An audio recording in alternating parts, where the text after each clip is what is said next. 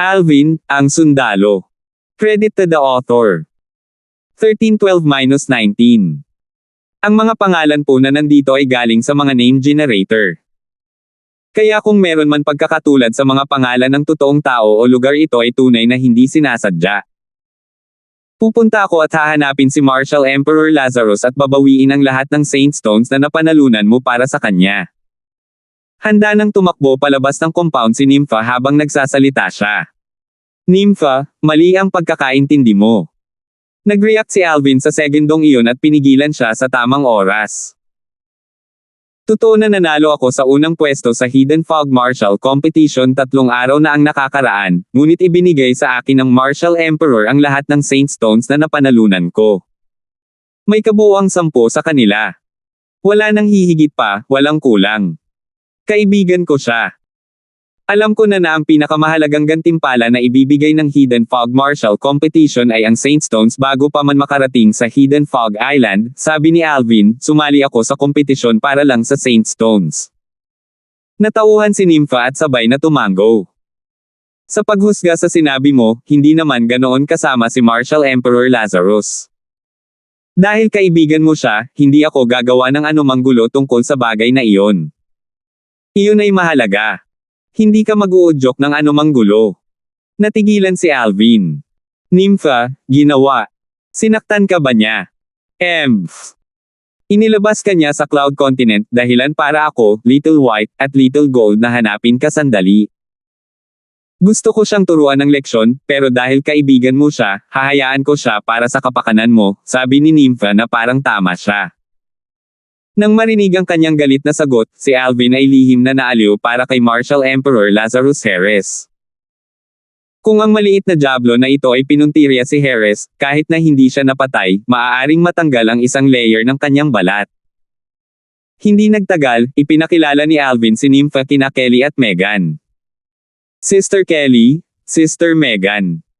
Si Nympha, na parang isang maliit na demonyo sa iba, ay naging matamis kina Kelly at Megan. Tinawag pa niya ang dalawa bilang kapatid na babae na ikinatuwa nila. Ilang sandali pa ay naging komportable na silang tatlo. Ang pagdating ni Nympha at ng tatlong kasama ay walang alinlangan na isang malaking sorpresa kay Alvin. Pinaplano kong umalis pagkaraan ng 2 araw. Sinabi sa kanya ni Alvin ang lahat tungkol sa pagpatay niya sa anak ng Second Island Master na si Barry ng Hidden Fog Island kay Nympha nang walang pinipigilan.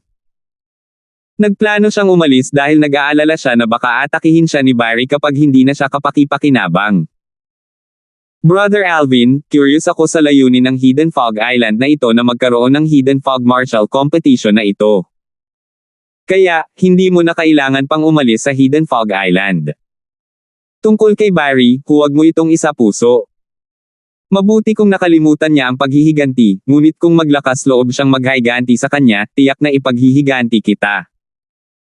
Ipinakita ni Nympha ang kanyang tunay na kulay bilang isang maliit na diablo na may malupit na galit na umaangat mula sa kanyang malarosas na pisngi habang siya ay nagsasalita.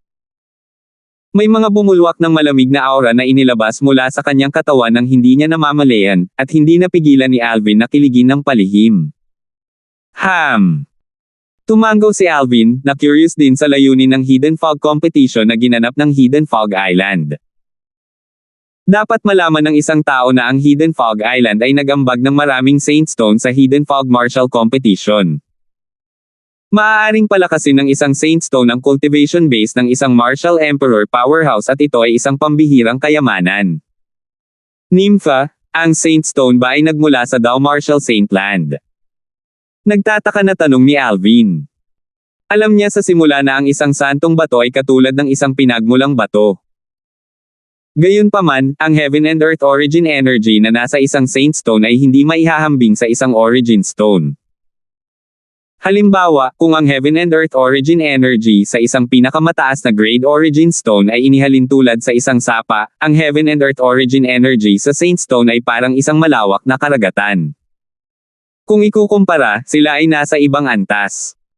Oo, pagkumpirma ni Nympha, karamihan sa mga Saint Stone ay ginawa sa Dao Martial Saint Land. Naturally, bilang isa sa 4 Great Overseas Saint Islands, ang Hidden Fog Island na ito ay may pinakamataas na grade origin stone reserve na nakatago sa ilalim nito. Sa karaniwan, isang Saint Stone ang gagawin kada ilang taon. Sa Cloud Continent, mayroong 2 Supreme Grade Origin Stone Reserves na maaaring gumawa ng Saint Stones at pagmamayari ng 2 ancient clans. Sa makatuwid, hindi sila interesado sa Hidden Fog Martial Competition na ginanap ng Hidden Fog Island. Hindi sila nagkukulang ng Saint Stones pagkatapos ng lahat, sabi ni Nympha. Nakikita ko. Namulat si Alvin. Kung ganoon nga ang kaso, kahit na ang Rebirth Martial Emperor ay halos may kaugnayan sa 2 ancient clans noon, walang sinuman sa mga tao mula sa ancient clans ang nagbanggit sa kanya ng Saint Stones, naisip ni Alvin sa kanyang sarili. Sa alaala ng Rebirth Martial Emperor, walang record tungkol sa Saint Stones. Kaya, marami ba sa mga nasa 2 ancient clans sa Cloud Continent ang nasa itaas ng 7th level Martial Emperor stage? Curious na tanong ni Alvin na may kumikinang sa kanyang mga mata. Si Jerome, na pinatay ko mula sa Han Clan noong nakaraan, ay nagpadala ng communication jade slip bago siya namatay. Nang maglaon, isang matandang 8th level Martial Emperor fellow mula sa Han Clan ang dumating upang harapin ako. Kahit na ang Little Gold ay hindi makakapantay sa kanya, sabi ni Nympha. 8th level Martial Emperor stage. Bagamat handa siya sa pag-iisip, hindi mapigilan ni Alvin na matigilan. Ang matandang iyon ay hindi man ang pinakamakapangyarihang tao sa Han Clan. Bulalas ni Nympha. Nakaramdam ng pamamanhid si Alvin sa kanyang anit at nabigla siya habang nakikinig. Mukhang hindi nakatagpo ng Rebirth Martial Emperor ang totoong powerhouse ng Han Clan noon. Nakatayo sa tuktok ng Cloud Continent. Ngayon, parang biro lang ang lahat. Sa sandaling iyon, napagtanto ni Alvin na ang pagsasaalang-alang sa Rebirth Martial Emperor bilang no. Isang Martial Emperor sa Cloud Continent ay ang alam lamang ng publiko. Marami pa talagang mas makapangyarihan kaysa sa kanya sa 2 ancient clans. Gayunpaman, ang 2 ancient clans ay palaging nananatiling mababa ang profile ng hindi inilalantad ang tunay na kapangyarihan sa loob. Ang sumunod na sinabi ni Nympha ay lalong nagpatingkad sa anit ni Alvin. Ngayong napag-isipan ko na. Kailangan kong pasalamatan ang Han Clan sa pag-alam na nasa Hidden Fog Island ka. Ayon sa sinabi ni Nympha, humingi siya ng tulong sa 2 ancient clans sa Cloud Continent para lang hanapin siya. Makapangyarihan ang 2 ancient clans, pero sinunod nila ang utos ni Nympha, na isang babae lang. Gayunpaman, gumaan ang loob niya habang iniisip ito at naalala ang background ni Nympha. Marahil, nalaman nila ang tungkol sa pagkakakilanlan ni Nympha, lihim na haka-haka ni Alvin. Siyempre, maaaring sapat na ang kakayahan ni Nympha para ma-pressure ang powerhouses mula sa 2 ancient clans. Napilitan silang tulungan siya. Sa malademonyong personalidad ni Nympha, naging posible ang huli. Ang produksyon ng Saint Stones mula sa pinakamataas na grado na Origin Stone Reserve ay limitado. Mayroon bang anumang Saint Stone na reserba sa Dao Martial Saint Land? Curious na tanong ni Alvin habang nakatingin kay Nympha. Siyempre mayroon, pagtibay niya, ngunit ang mga reserbang Saint Stone ay karaniwang pag-aari ng makapangyarihang mga puwersa. Ang mga puwersang nagmamay-ari ng mga reserbang Saint Stone, kahit na ang pinakamahinang uri, ay may kakayahang sirain ang 2 ancient clans ng Cloud Continent sa magdamag at pati na rin ang 4 na mahusay na Overseas Saint Islands kabilang ang Hidden Fog Island. Ganyan ba sila kalakas? Nagulat si Alvin. Sa mga puwersang iyon, ang mga powerhouse ng Martial Emperor ay walang halaga, nagpatuloy si Nympha. Natahimik si Alvin nang marinig ang sinabi ni Nympha. Ang kapangyarihan ng Dao Martial Saint Land ay lampas sa kanyang imahinasyon. Natural, kasabay ng panginginig sa kung gaano kalakas ang Dao Martial Saint Land, medyo nasasabik siya. Inaasahan niyang pumunta sa Dao Martial Saint Land balang araw. Hindi dapat masyadong mahaba para sa araw na iyon na dumating, naisip ni Alvin sa kanyang sarili. Sa gabi, naglaan siya ng ilang oras upang tipunin ang 2 babae. May isang bagay na kailangan niyang sabihin sa kanila ng tapat. Kelly, Little Megan. Hayaan mong sabihin ko sa inyong 2 ang mga bagay na pinagdaanan ko pagkatapos ninyong 2 na umalis sa 7 Star Sword Sect. Bagamat madalas niyang kasama ang dalawang ginang mula nang magkabalikan sila, hindi siya nagkaroon ng pagkakataong sabihin sa kanila ang kanyang karanasan pagkaalis nila. Hinawakan niya ang dalawang babae sa magkabilang gilid at sinimulang sabihin sa kanila kung ano ang pinagdaanan niya.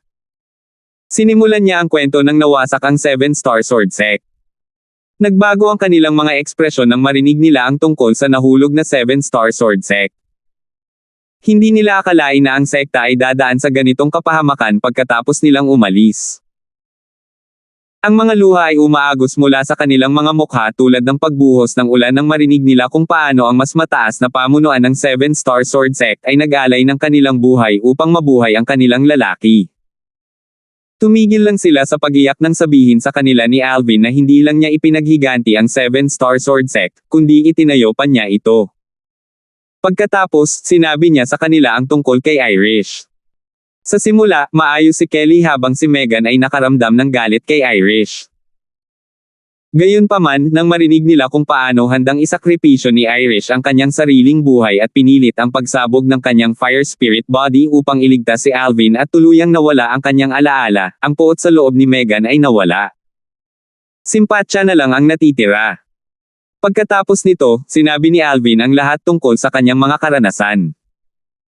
Magiging masikip ang magagandang mukha ng mga babae at mapupuno ng pag-aalala ang kanilang mga mata sa tuwing nagkukwento siya tungkol sa mga nakakabagbag damdaming bahagi ng kanyang pinagdaanan. Bagamat alam nilang nagawa niyang ibalik ang mga mapanganib na sitwasyon, hindi nila maiwasang mag-alala. Kasunod nito, sinabi rin niya sa kanila ang tungkol kay Nympha. Nagulat silang dalawa nang malaman na nagmula siya sa misteryosong Dow Marshall Saint Land. Bago ito, narinig na nila ang tungkol sa Dow Marshall Saint Land mula sa kanya. Isa pa, nalaman din nilang nasa Dow Marshall Saint Land ang kanilang mga in-law. Pagkatapos ng isang gabi ng pagkukwento, ginawa ni Alvin ang kanyang mga pangunahing karanasan sa mga taon sa mga salita at ibinahagi ang mga ito sa dalawang babae sa kanyang mga bisig. Rascal, hindi ko alam na marami ka ng pinagdaanan. Kung ikukumpara sa mga pinagdaanan mo, parang boring ang kwento natin ngayon, napabuntong hininga si Megan. Mula nang umalis sila ni Kelly sa Seven Star Sword Sect noon, nagpunta sila sa Yin Yang Sect, kung saan ang mga bagay ay nagbago ng husto sa kalaunan. Pumunta sila sa Holland Valley pagkatapos umalis sa Yin Yang Sect. Kasunod nito, umalis sila sa Hidden Fog Island. Kung ikukumpara sa pinagdaanan ni Alvin, elementarya ang kanilang mga karanasan. Young Master. Niyakap ng mahigpit ni Kelly si Alvin habang pinagmumultuhan pa rin siya ng mga nakakakilig na kwento na sinabi niya sa kanila kanina. 13:13. Ang unang liwanag ng umaga ay nagpapaliwanag sa lupa sa pagsikat ng bukang liwayway habang dahan-daang nagising ang lahat ng creation mula sa kanilang pagtulog. Ang dalawang babae ay minumulto matapos marinig ang mga kwento ni Alvin. Nakatulog sila ng mahimbing hindi nagtagal matapos siyang magkwento. Hinahayaan silang sumando sa kanyang katawan, hindi niya sila ginalaw. Nakatitig siya sa kawalan habang nakatingin sa kisame. Isang Saintstone Reserve. Natigilan siya sa sinabi ni Nympha sa kanya kanina. Isang Saintstone lamang ang maaaring makatulong sa isang first-level Martial Emperor martial artist na mabilis na makapasok sa second-level Martial Emperor stage. Maaaring isipin ng isa ang kapangyarihan sa Heaven and Earth Origin Energy. Ang Saintstone ay walang alinlangan na isang mahalagang kayamanan, hindi mahalaga kung ito ay nasa Cloud Continent o sa Overseas Saint Island. Gayunpaman, may mga eksklusibong reserba sa Dow Marshall Saint Land para minahan ng mga tao ayon sa gusto nila. Bastos. Napaisip si Alvin at pinakawalan ang kaluluwa ni Bart na tinatakan niya ng kanyang espiritual na enerhiya kanina. Bagamat si Bart ay isang labi lamang ng isang kaluluwa, hindi niya gusto ang ibang tao sa paligid kapag siya ay gumugugol ng oras sa kanyang dalawang babae. Brat, how dare you seal me again? Let me tell you this one more time. Hindi ako interesadong manligaw kapag kasama mo ang mga babae mo. Si Bart ay nagngangalit sa galit nang siya ay pinakawalan. Nang muling makasama ni Alvin ang dalawang babae kanina, tinatakan niya si Bart bago siya naging matalik sa kanila upang hindi malaman ng huli ang nangyayari sa labas. Naasar si Bart, kung tutusin. Gusto mo bang magkaroon ng isa pang lasa ng pagiging selyado? Mahinahong pagbabante ni Alvin. Natahimik si Bart nang marinig ang banta. Kailangan niyang sumunod sa kanya dahil nakatira siya sa ilalim ng kanyang bubong. Bagamat isa siyang powerhouse ng Saint Stage noon sa Dow Marshall Saint Land noong kanyang mga kapanahunan, isa na lang siyang hindi gaanong halaga ng isang kaluluwa ngayon. Pinawalan kita para tanungin ka. Ang mga Saint Stones ba na ginawa sa Dow Marshall Saint Land ay kapareho ng dito? Tinanong ni Alvin si Bart habang naglalabas ng Saint Stone na nakuha niya mula sa Hidden Fog Island. Hindi naman, malamig na sagot ni Bart. Bagamat ayaw niyang tumugon sa kanya, hindi siya naglakas loob na gawin iyon dahil ayaw niyang mabuklad muli. Hindi naman. Sumimangot si Alvin.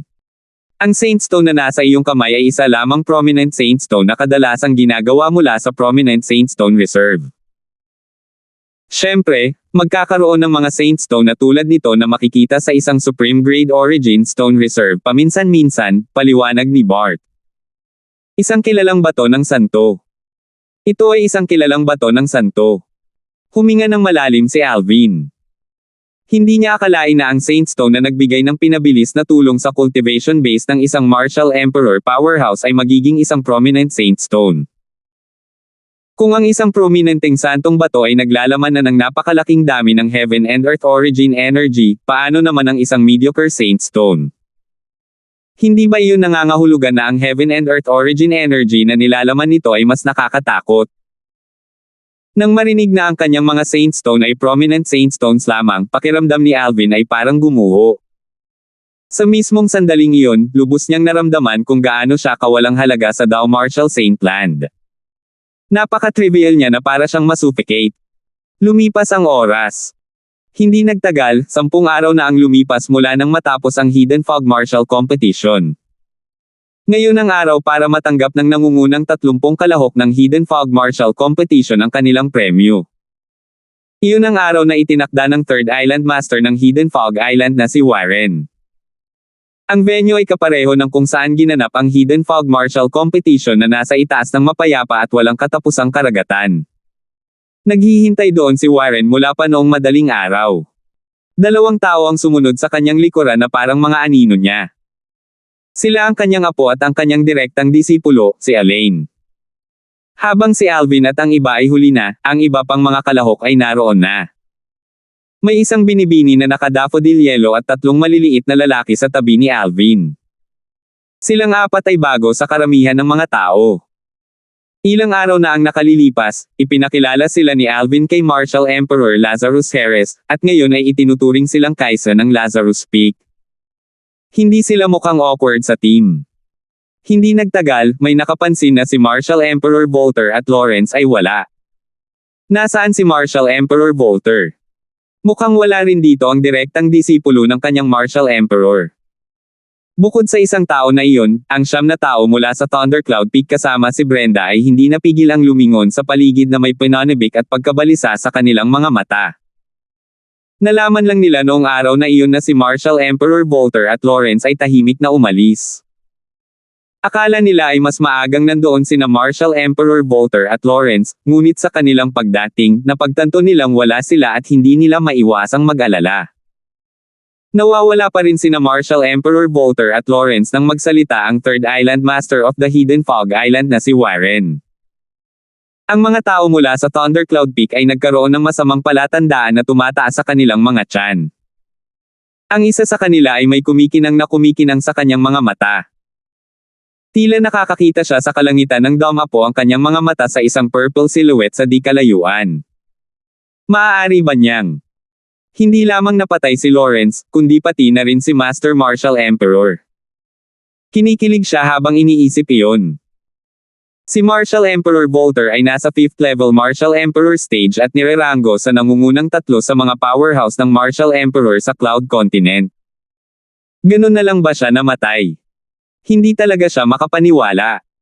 Sinimulan niyang aliwin ang sarili, siguro umalis si Master Marshall Emperor sa huling minuto upang hawakan ang isang bagay. Hindi talaga siya naniniwala na may kakayahan ang binatang naka-purple na pumatay kay Marshall Emperor Volter.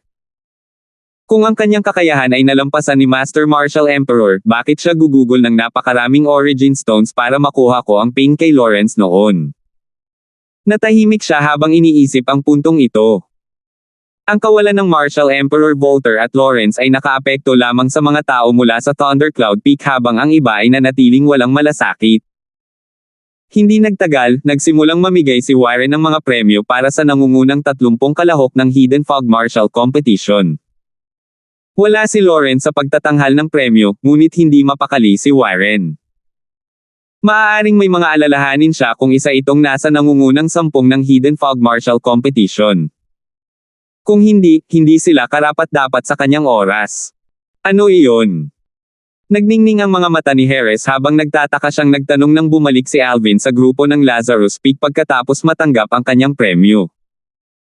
Maraming Supreme Grade Origin Stones at medyo isang Grade 1 Medicinal Pill at Grade 1 Spirit Weapons, walang pakialam na sabi ni Alvin kay Harris. Siya o ang iba ay hindi nakitang kaakit-akit ang mga bagay na ito. Lahat, ngayon, oras na para sabihin ko sa iyo ang layunin ng Hidden Fog Island na magkaroon ng Hidden Fog Marshall Competition na ito. Biglang umalangaw-ngaw ang boses ni Warren na nakakuha ng atensyon ng lahat. Narito na. Alam ni Alvin na si Warren ay bumababa sa negosyo. Parehong siya at ang mga disipulo ng Hidden Fog Island ay hindi naniniwala na ang Hidden Fog Island ay gumugol ng isang bomba upang i-host ang kompetisyon ng walang bayad. Si Nympha, na nakatayo sa tabi ni Alvin, ay itinoon din ng husto ang kanyang mga mata kay Warren. Napatingin ang iba sa kanya ng buong atensyon. Ang Hidden Fog Marshall Competition sa pagkakataong ito ay talagang medyo malansa. Nabalitaan ko na ang Hidden Fog Island ay hindi pa nagkaroon ng ganoong Marshall Competition bago ito, mahinang sabi ng direktang disipulo ng Marshall Emperor mula sa Cloud Continent. Tama. I'm guessing the Hidden Fog Island's up to something. Parang ngayon pa rin. Nagtataka ako kung ano ang sinusubukang gawin ng Hidden Fog Island. Ano man ito, sa palagay ko lahat tayo na nasa top 30 ng Hidden Fog Marshall Competition ay ganap ng bumagsak sa kanilang tukana ngayon. Nagbulungan ang mga nagmamasid sa kanilang mga sarili habang marami sa kanila ang halata sa kanilang mga mukha. Nag-aalala sila na baka madala sila ng Hidden Fog Island na gumawa ng isang bagay na mapanganib. Ang ilan sa kanila ay nag-iisip pa nga kung paano aalis sa dilema na ito. Alam ng lahat na mayroong 4 na overseas Saint Islands kasama ang aming Hidden Fog Island, sabi ni Warren, sa 4 na Great Overseas Saint Islands. Bukod sa aming Hidden Fog Islands, mayroon pang 2 overseas Saint Islands na malapit sa bawat isa sa 2 pang mortal continents. Samantala, ang huling overseas Saint Island ay matatagpuan mismo sa gitna ng iba pang 3 overseas Saint Islands, sabi ni Warren. Malapit sa bawat isa sa 2 pang mortal na kontinente. Mortal continents. Ano iyon? Ito ang unang pagkakataon na marami sa kanila ang nakarinig ng katagang mortal continent. Lahat sila ay mukhang naliligaw. Halimbawa, ang overseas Saint Island tulad ng ating Hidden Fog Island ay malapit sa Cloud Continent, na isa sa 3 Great Mortal Continents, paliwanag ni Warren. Hindi nagtagal, isang powerhouse ng Marshall Emperor mula sa Cloud Continent ang nagpahayag ng kanyang pagdududa, 3 dakilang mortal continents. Third Island Master, mula sa sinabi mo. May 2 pang kontinente na katulad ng ating Cloud Continent sa mundong ito. Kung ang tinutukoy mo ay mga kontinente lamang, mayroong higit sa 2. Ngunit kung ang tinutukoy mo ay ang mortal na kontinente, 2 lamang sa kanila ang hindi kasama ang Cloud Continent, pagkumpirma ni Warren. Ano? Ito ay isang nakakagulat na paghahayag sa karamihan sa kanila mula sa Cloud Continent. Ito ang kanilang unang pagkakataon na marinig na may isa pang 2 kontinente na katulad ng kanilang bayan, ang Cloud Continent. Ang Cloud Continent ay napapaligiran ng karagatan na walang hangganan. Wala kaming ideya kung ano mismo ang nasa kabilang panig ng karagatan. Marahil talagang may mga kontinente na katulad ng ating Cloud Continent na malayo sa kabilang bahagi ng karagatan. Kung meron man talaga. I wonder kung ang mga tao doon ay kapareho ng mga nasa Cloud Continent natin na nagtataguyod ng Marshall daw at kung saan namumuno ang mga powerhouse. Dahan-dahan, parami ng parami ang naniwala sa sinabi ni Warren.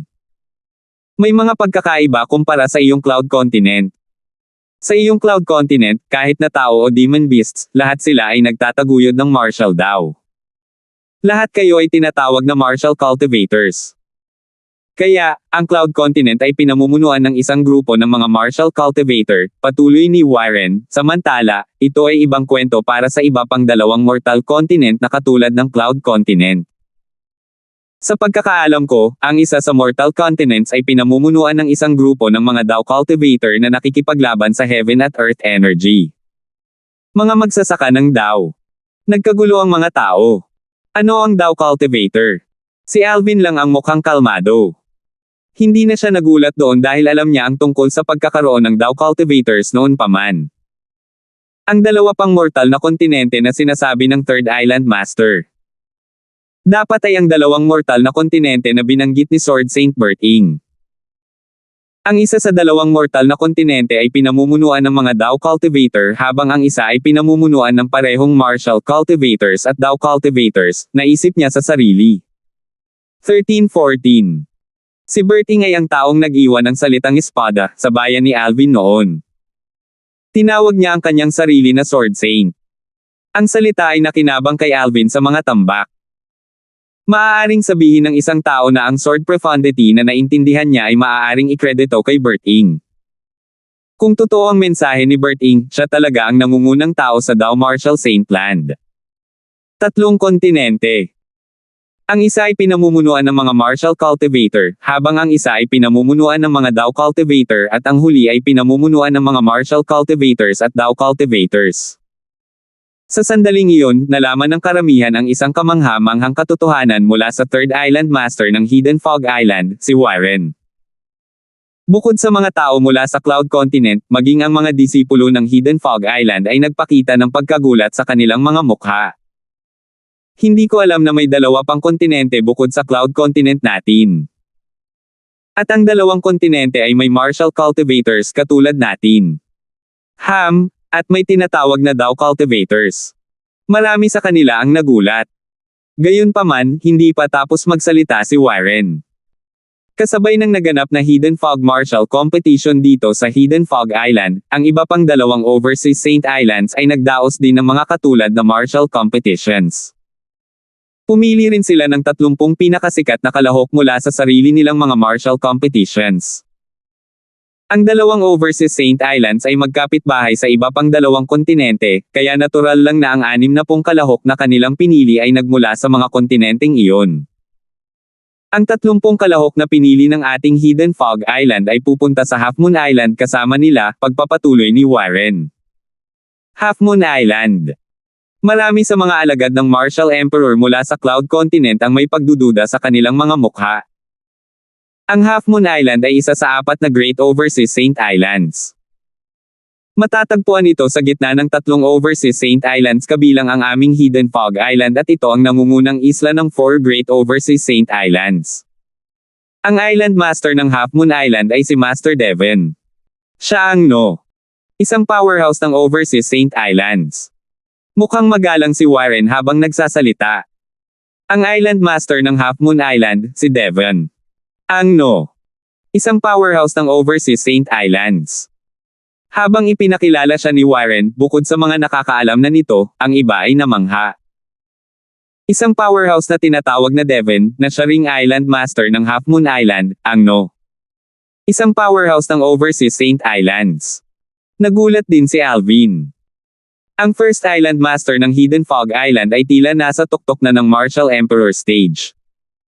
Dahil ang Island Master ng Half Moon Island na iyon ay kilala bilang isang powerhouse ng Overseas Saint Islands, hindi ba't nangangahulugan iyon na mas malakas pa siya kaysa sa first Island Master ng Hidden Fog Island na nasa tuktok ng Martial Emperor stage?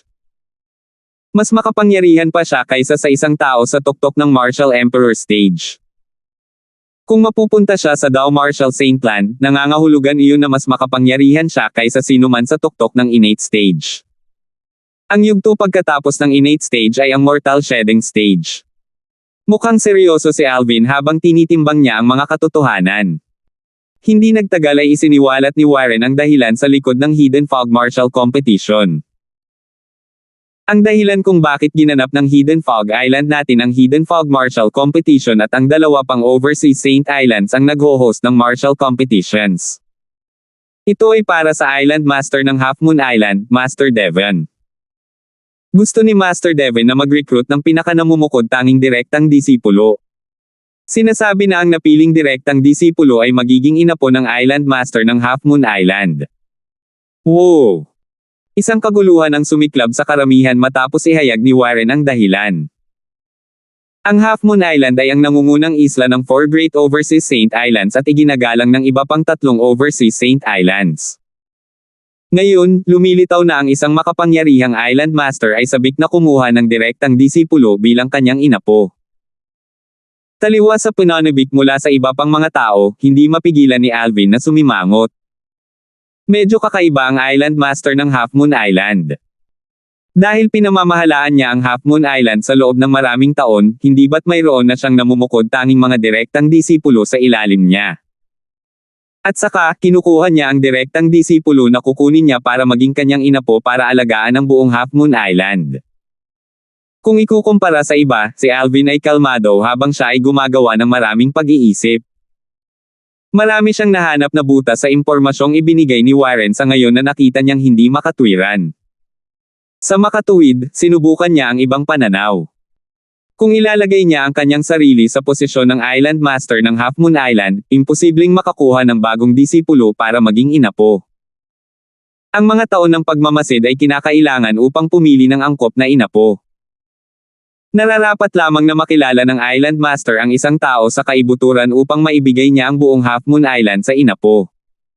Masyadong nagmamadali ang Island Master. Ipinapahiwatig lamang nito na may mas komplikado sa likod nito, sabi ni Alvin kay Nympha na nasa tabi niya sa pamamagitan ng voice transmission habang kinukunan siya ng isang kahinahinalang tingin. Kahit ano pa ang gawin niya. Medyo interesado ako, sagot ni Nympha. Nang marinig ang casual na tugon ni Nympha sa pamamagitan ng voice transmission, hindi malinaw na kumaibot ang mga labi ni Alvin. Ang munting diablo na ito ay gustong makitang nasusunog ang mundo. Sa 70 tao na pinili mula sa 3 Overseas Saint Islands. Isang tao lamang ang magiging direktang disipulo ni Master Devon at ang inapo ng Half Moon Island, deklara ni Warren. Gayunpaman, kahit na ang mga nasa pinakamagaling ay hindi direktang disipulo ni Master Devon, bibigyan ka ng mga kaakit-akit na parangal. Kayong kabilang sa 30 tao na napili namin mula sa Hidden Fog Martial Competition na handang tumungo sa Half Moon Island ay maaaring manatili. Ang mga ayaw sumali ay maaaring umalis ngayon. Hindi namin kayo pipilitin na manatili, tumingin-tingin si Warren sa paligid at sinabi sa mga tao sa puntong ito. Gayunpaman, bukod kay Lawrence na wala ni isa sa kanila ang umalis. Napakagaling. Tumango si Warren bilang kasiyahan at pagkatapos ay nagsabi, dahil ang isang tao ay absent at mayroon kaming bakanteng lugar, pipili ako ng iba ngayon. Dahil interesado si Nympha sa huling pwesto, nahawakan niya ang pwesto na parang isang piraso ng cake. Nanalo siya ng maayos sa pwesto pagkatapos direktang labanan ang isa pang 2 kalahok na nagrerango sa nangungunang 30 sa Hidden Fog Martial Competition at natalo sila sa isang suntok. Mula sa simula hanggang sa katapusan, hindi man lang nagawang ipaliwanag ni Warren kung paano niya pipiliin ang huling tao para sa bakanteng pwesto. Kabilang ang aming Hidden Fog Island, ang 70 kalahok mula sa 3 Overseas Saint Islands ay dapat na napatunayan ang kanilang edad sa pamamagitan ng Age Measuring Pearl. Tanging mga kalahok na wala pang 70 ang karapat-dapat na lumahok. Dapat mong tuparin ang kondisyong ito kung ikaw ay isang Martial Emperor o isang Demon Emperor, tumingin si Warren kay Nympha habang ipinaliwanag niya. 70. Marahan na napangiti si Nympha nang marinig ang sinabi niya. Sa tingin mo ba ganoon na ako katanda? How dare you? Sa sandaling magsalita si Nympha, si Elaine na nakatayo sa likod ni Warren ay pinandilatan siya ng mapanganib na kinang sa kanyang mga mata.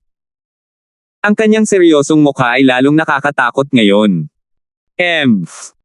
Mahina ang pagtawa ni Nympha habang si Elaine ay bumaril mula sa kung saan siya ay parang isang palaso na umaalis sa busog nito. Nagkalat ang mga pulang rosa sa kalangitan habang siya ay lumipad palabas. Sa mas malapit na pagsusuri, ang mga pulang rosas ay talagang sariwang dugo na patuloy na bumulwak mula sa bibig ni Elaine. Napakabilis nito. Lumiit ang mga mag-aaral ni Warren. Nagulat siya nang maalala ang pag-atake ni Nympha habang sinisingil niya si Elaine 1 segundo ang nakalipas. Ability-wise, natatakot ako na wala siyang mas mababa sa Alvin na iyon. Magtataka ang isa kung anong uri ng ekspresyon ang mayroon si Warren kung nalaman niyang talagang nagpigil si Nympha nang umatake siya kanina. Bukod kay Alvin at sa koponan, si Marshal Emperor Wesley lamang ang hindi nagpakita ng anumang ekspresyon sa mabilis na pag-atake ni Nympha. Walang nakapansin sa paggalang sa mga mata ni Marshal Emperor Wesley nang tumingin siya kay Nympha. Ang paggalang ay nagmula sa kanyang puso. Hindi niya ito pinik. Bata, hindi mo ba naisip na lumalampas ka sa linya? Sabi ni Warren sa malalim niyang boses. Ano man ang mangyari, si Elaine ay ang kanyang direktang disipulo. Bilang kanyang Panginoon, mali para sa kanya na hindi tumayo para sa kanyang direktang disipulo na makita siyang nasaktan ng husto. Si Warren ay humakbang pasulong habang ang kanyang maringal na aura ay lumabas habang siya ay nagsasalita sa pagtatangkang pilitin si Nympha. Gayunpaman, tila hindi niya napansin ang banta nito. Tumalikod siya at bumalik sa tabi ni Alvin, hindi pinapansin si Warren. Sabi niya habang ngumingiti, Brother Alvin, pupunta ako sa kompetisyon para makipaglaban para sa isang lugar bilang direktang disipulo ng Island Master ng Half Moon Island na kasama mo. Sa katotohanan, hindi interesado si Nympha na maging isang direktang disipulo. Naisip niya lang na magiging masaya na kunin ang pwesto ng namatay na si Lawrence. Ikaw. Galit na pinandilatan ni Warren si Nympha habang ang kanyang mukha ay namutla. Sa bandang huli, wala na siyang nagawa dahil kailangan niyang pangalagaan ang reputasyon ng Hidden Fog Island dahil napakaraming tao ang nanunood. Siya ang third Island Master ng Hidden Fog Island kung tutuusin. Pumunta ka at maghanda. Aalis tayo sa Half Moon Island sa 1 buwan. Utos ni Warren at umalis kasama ang kanyang mga tao. Ang mga disipulo ng Hidden Fog Island, o kung tutuusin, sunod-sunod na umalis ang mga pangunahing disipulo ng Hidden Fog Island. Sa sandaling iyon, tanging ang mga tao mula sa Cloud Continent kasama si Alvin ang naiwan. Naturally, si Nympha ay hindi itinuturing na isang tao mula sa Cloud Continent. Hindi lamang siya mula sa Cloud Continent, ngunit hindi rin siya mula sa Overseas Saint Island. Hindi nagtagal, hindi napigilan ng isang tao ang bumubulusok, ang dalawa pang kontinente. Dao Cultivators. Ito ay Kupana Panabik. Ayon sa sinabi ng Third Island Master kanina. Ang mga Dao Cultivators ay may ganap na kakaibang diskarte sa Martial Cultivators. Maaari silang lumaban sa pamamagitan ng pagguhit sa Heaven and Earth energy. Nakakabaliw. Sabi ng isa pang tao. Sa sandaling iyon, marami sa kanila ang nagpakita ng pananabik sa kanilang mga mukha, kabilang si Alvin. Hindi ko ito unang beses na marinig ang tungkol sa Dao Cultivators. Bagamat gumamit ako ng Dao Talisman na iginuhit ng isang Saint Rudiment Stage Dao Cultivator, wala pa akong nakitang Dao Cultivators na lumaban. Nasasabik si Alvin na makita kung paano lumaban ang mga Dao Cultivators at kung paano ito naiiba sa mga Martial Cultivators na tulad nila. Sunod-sunod na umalis ang mga tao mula sa Cloud Continent. Gayunpaman, ninakaw nila ang isang sulyap kay Nympha bago umalis. Masyadong nakakagulat ang mga kilos niya.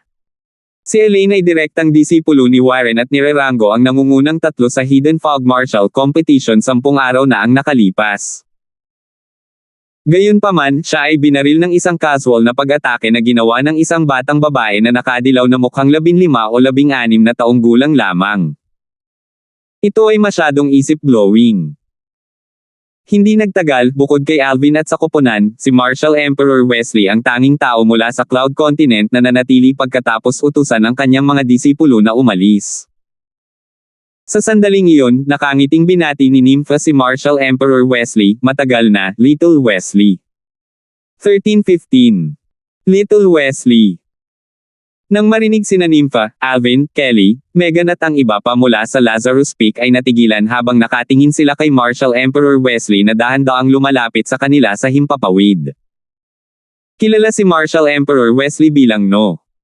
Isang powerhouse sa Cloud Continent. Upang maging tama sa politika, kilala siya bilang nangungunang tao sa publiko. Mayroong hindi mabilang na mga powerhouse sa dalawang ancient clan sa Cloud Continent, kaya hindi nakakagulat kung mayroong isang tao na mas malakas kaysa sa Martial Emperor Wesley. Gayunpaman, ang mga powerhouse ng dalawang ancient clans ay nagpapanatili ng mababang profile, kaya hindi alam ng maraming tao ang tungkol sa kanilang pag-iral.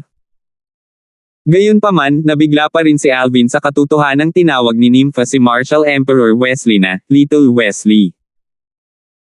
Sa sandaling iyon, naglalaro sa kanyang isipan ang iba't ibang Chinese costume drama na nagpapakita sa planetang Earth na kanyang tinitirhan noong nakaraan niyang buhay. Hindi ba't ang pagtawag sa isang tao na maliit ay isang paraan ng pananalita ng mga maharlika sa korte para sa mga beteng? Ang kanyang mga labi ay hindi malinaw na kumikibot habang iniisip ang tungkol dito. Miss Nympha. Sa sandaling iyon, dumating si Martial Emperor Wesley sa harap ni Nympha at magalang na yumuko sa kanya. Little Wesley, huwag mong sabihin sa akin na hindi mo alam na nasa Cloud Continent ako simula nang gumawa ako ng malaking kaguluhan. Kakaalis mo lang kanina nang hanapin kita. Mukhang mas mahalaga sa iyo ang Hidden Fog Martial Competition na ito kaysa sa bagay ko, tumingin si Nympha ng malalim sa mga mata at huff ni Martial Emperor Wesley. Sumulyap si Martial Emperor Wesley kay Alvin, mukhang medyo nahihiya. Sa sandaling iyon, naisip ni Alvin kung ano ang nangyari. Dapat ay pumunta si Martial Emperor Wesley sa Hidden Fog Island matapos marinig ang tungkol sa paghahanap ni Nympha sa kanya. Gayunpaman, hindi niya ito tinulungan dahil malapit na ang Hidden Fog Martial Competition. Talagang sasabihin ko kay Numi pagbalik ko. Sasabihin ko sa kanya na ikaw, Little Wesley, ay tinatrato mo ang sinabi ko na parang hangin na dumadaan sa iyong mga tainga, panunuyan ni Nympha. Miss Nympha. Nakakatakot ang hitsura ni Martial Emperor Wesley habang nagsusumamo. Mas masama pa ang itsura niya kung nakatanggap lang siya ng balita tungkol sa pagkamatay ng kanyang mga magulang. Teka. Hindi mo ba pwedeng sabihin sa matandang babae ang tungkol dito? May tinatago siyang sikreto.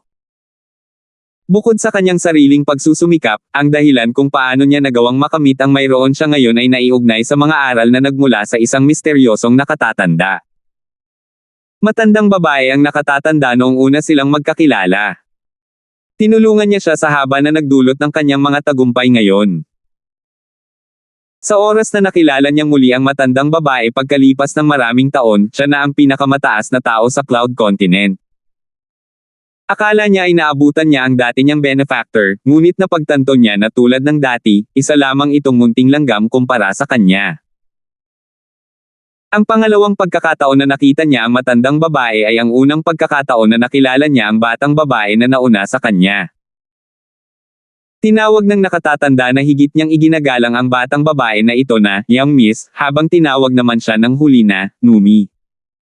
Sa sandaling iyon, napagtanto niya na ang nakatatanda na higit niyang iginagalang ay isang katulong lamang sa tahanan ng dalaga. Sa parehong oras na natuklasan niya na mayroong isang malawak na mundo doon na may hindi mabilang na powerhouses bukod sa Cloud Continent at sa Overseas Saint Islands. Daw Martial Saint Land iyon. Sa paglipas ng mga taon, hindi siya nang ahas na magpabeye bagamat nadamina na niya ang Cloud Continent dahil gusto niyang pumunta sa Dao Martial Saint Land upang makamit ang mas mataas na antas. Oo naman, hindi ko sasabihin sa kanya. Ngunit narinig ko na nakakuha ka ng napakaraming Saint Stone 10 araw na ang nakakaraan, tusong ngumiti si Nympha. Kakalimutan ko ang lahat kung bibigyan mo ako ng dalawa sa mga iyon. Miss Nympha, kulang ka ba sa Saint Stones? Pilit na ngumiti si Martial Emperor Wesley. Natural, alam niyang hinihila lang nito ang paa niya. Gayunpaman, ibinigay niya ang 2 Saint Stones sa kanya nang masunurin pa rin. Dumudugo ang puso niya nang ibigay niya ang Saint Stones. Pinaplano niyang gamitin ang mga Saint Stone na iyon para makapasok sa 9th level Martial Emperor Stage at maging sa peak level ng Martial Emperor Stage. Hoy! Nabalitaan ko na isa kang mabait na tao mula kay Brother Alvin. Ibibigay ko sa iyo ang 2 santong bato na ito. Matapos matanggap ang 2 Saint Stones, inihagis ni Nympha ang mga ito kay Martial Emperor Lazarus Heres na parang nagtatanggal ng basura. Agad silang sinunggaban ni Heres na may halong tuwa at takot sa kanyang mukha. Bagamat alam niyang kaibigan siya ni Alvin, hindi niya akalain na si Marshal Emperor Wesley na pinaka-idolo niya ay mapapaamo na parang alagang pusa bago ang batang babae na ito sa kabila ng katotohanang nasaksihan niya kung gaano ito kalakas. Sa mismong sandaling iyon, pakiramdam niya ay nananaginip siya. Nang mapansin ang galit na mga mata ni Marshal Emperor Wesley, ang dalawang Saint Stone ay parang maiinit na yubi sa mga kamay ni Heres. Wala siyang magawa at natatakot. Marshal Emperor Wesley, mangyaring huwag mo akong kamuhian dahil dito. Nag-aalalang pakiusap niya sa kanyang puso. Miss Nympha, binigyan na ako ni Brother Alvin ng ilang Saint Stones. Bakit hindi ko ibalik ang dalawang Saint Stone na ito kay Master Wesley? Ako. Tumingin si Heres kay Nympha nang hindi sigurado. Gayunpaman, pinutol niya ito ng isang mapanganib na titig bago siya matapos magsalita. Ano? Napakaliit ba nito para sa iyo? Hindi. Hindi. Siyempre hindi. Natarante si Heres nang marinig niya ang pang-aalipusta sa tono ni Nympha. Maging si Marshal Emperor Wesley ay hindi nang ahas na saktan ang young miss na ito, huwag na lang siya. Brother Yang, gusto ni Nympha na makuha mo sila. Kunin mo lang sila, sabi ni Alvin kay Heres. Tumango si Heres at pagkatapos ay bumaling kay Nympha upang magbigay galang gamit ang mga kamay na nakakuyom. Salamat, Miss Nympha. Saint Stones. Sa sandaling iyon, ang mga disipulo ng Lazarus Peak na sumusunod sa kanya ay nagpakita ng pagdududa sa kanilang mga mukha. Iyon ang unang beses nilang marinig ang tungkol sa Saint Stones. Gayunpaman, masasabi nila na ang Saint Stones ay isang bagay na mahalaga. Hindi biro iyon. Paano sila magiging isang ordinaryong bagay kung ang isang Marshal Emperor powerhouse ay pinahahalagahan ito? Mula noon, lahat mula sa Lazarus Peak sa ilalim ng Marshal Emperor Lazarus Heres ay magalang kay Nympha. Hindi sila nang ahas na pabayaan at tretuhin siya bilang isang regal young miss. Aalis sila sa pangunahing isla ng Four Great Overseas Saint Islands, Half Moon Island pagkalipas ng 10 araw. Sa susunod na 10 araw, bukod sa cultivation, natuto si Alvin ng martial tactics mula kay Nympha. Sa buong pag-unlad, nasaksihan niya ang Saint Grade martial tactic na nilinang ni Nympha na siyang Dragon Mammoth Destruction Palm. Ang lakas ng Dragon Mammoth mula sa pag-atake ay maaaring pumatay sa kalaban sa isang suntok. Ang Dragon Mammoth Destruction Palm ay parang colossal aerolite arrow na kanyang nilinang. Pareho silang primitive human rank Saint Grade martial tactic na may mahusay na kapangyarihan. Sa mga tuntunin ng malalapit na pag-atake, mas malakas pa ito kaysa sa colossal aerolite arrow ni Alvin. May bagong natutunan si Alvin mula kay Nympha. Maaari lamang linangin ng isang tao ang human rank Saint Grade martial tactic kapag nakapasok na sila sa innate void restoration stage at iyon ang pinakamaraming maaari nilang linangin. Hindi ba nila maaaring linangin ang Saint Grade martial tactic ng mas mataas na antas? Ang paglilinang ng Saint Grade martial tactic ay nakasalalay sa base ng paglilinang ng isang tao. Ang mga taong may mababang cultivation base ay maaari lamang linangin ang mababang grade Saint Grade martial tactic habang ang mga may mataas na cultivation base ay maaaring linangin ang high grade na bersyon. No wonder iniwan ako ng aking cheapskate na ama nitong primitive human rank Saint Grade martial tactic. Kaya, iyon ang pinakamahusay na magagawa ko sa ngayon. Namulat si Alvin. Hindi lang iyon. Ayon kay Nympha, kahit na ang mga tao sa mortal shedding stage at maging ang Saint Rudiment stage ay maaari lamang linangin ang primitive human rank Saint Grade martial tactic. Tanging ang mga makapangyarihan sa Saint stage ang maaaring maglinang ng mas mataas na antas ng Saint Grade martial tactic. Isang kinangang sumilay sa mga mata ni Alvin. Ibig sabihin ba niyan ay makakasama ako ng colossal aerolite arrow sa mahabang panahon? At saka, naisip ko noong una na ang Saint Grade martial tactic ay pareho sa martial skill sa Cloud Continent kung saan nahahati ito sa attack, defensive at movement martial skills. Ngayong napag-aralan ko na ang colossal aerolite arrow ng mas malalim at higit na natuto mula sa Nympha, nalaman ko na ang Saint Grade martial tactic ay may kasamang 3 diskarte na sumasaklaw sa mga pag-atake, depensa, at paggalaw. For instance, bukod sa attack techniques, may mga exclusive defense and movement techniques para sa Colossal Aerolite Arrow na nililinang ko. Sa ngayon ko lang natutunan ang attack techniques. It's only the tip of the iceberg. Ito ay umaayon sa pangalan nito na Saint Raid Martial Tactic ng Dao Martial Saint Land. Nakakamangha. Bulalas ni Alvin. Bukod sa paglilinang, madalas na nakikipag-sparring si Alvin kay Nympha na pinipigilan ang kanyang lakas kapag nag-sparring sila. Kung hindi, ito ay isang piraso ng cake para sa kanya upang talunin siya. Gayunpaman, kahit na nagpipigil siya, nasaksihan niya kung gaano kakilakilabot ang Dragon Mammoth Destruction Palm ni Nympha. Si Nympha, ang ancient clan sa Cloud Continent ay itinuturing na sangay ng iyong clan. Na-master din ba nila ang Saint Raid Martial Tactic? Tanong ni Alvin. Oo, pagtibay ni Nympha, ang ninuno ng Han Clan sa Cloud Continent ay isang collateral na disipulo ng aming clan. Nagpasa siya ng Saint Raid Martial Tactic na nagmula sa Dragon Mammoth Destruction Palm. Ang Saint Raid Martial Tactic ay tinatawag na Air Shadowless Palm. Ito ay isang prominent human rank Saint Raid Martial Tactic, nagpatuloy si Nympha sa pagpapaliwanag, ito ay ibang-iba kumpara sa Dragon Mammoth Destruction Palm. Halos lahat ng pinakamakapangyarihang tao sa Han Clan, na iilan lamang sa mga tao, ay nilinang ang Air Shadowless Palm. Iyon ang dahilan kung bakit hindi matalo ni Little Gold ang matandang iyon noon. Ang cultivation base ng Little Gold ay mas mababa kaysa sa kanya.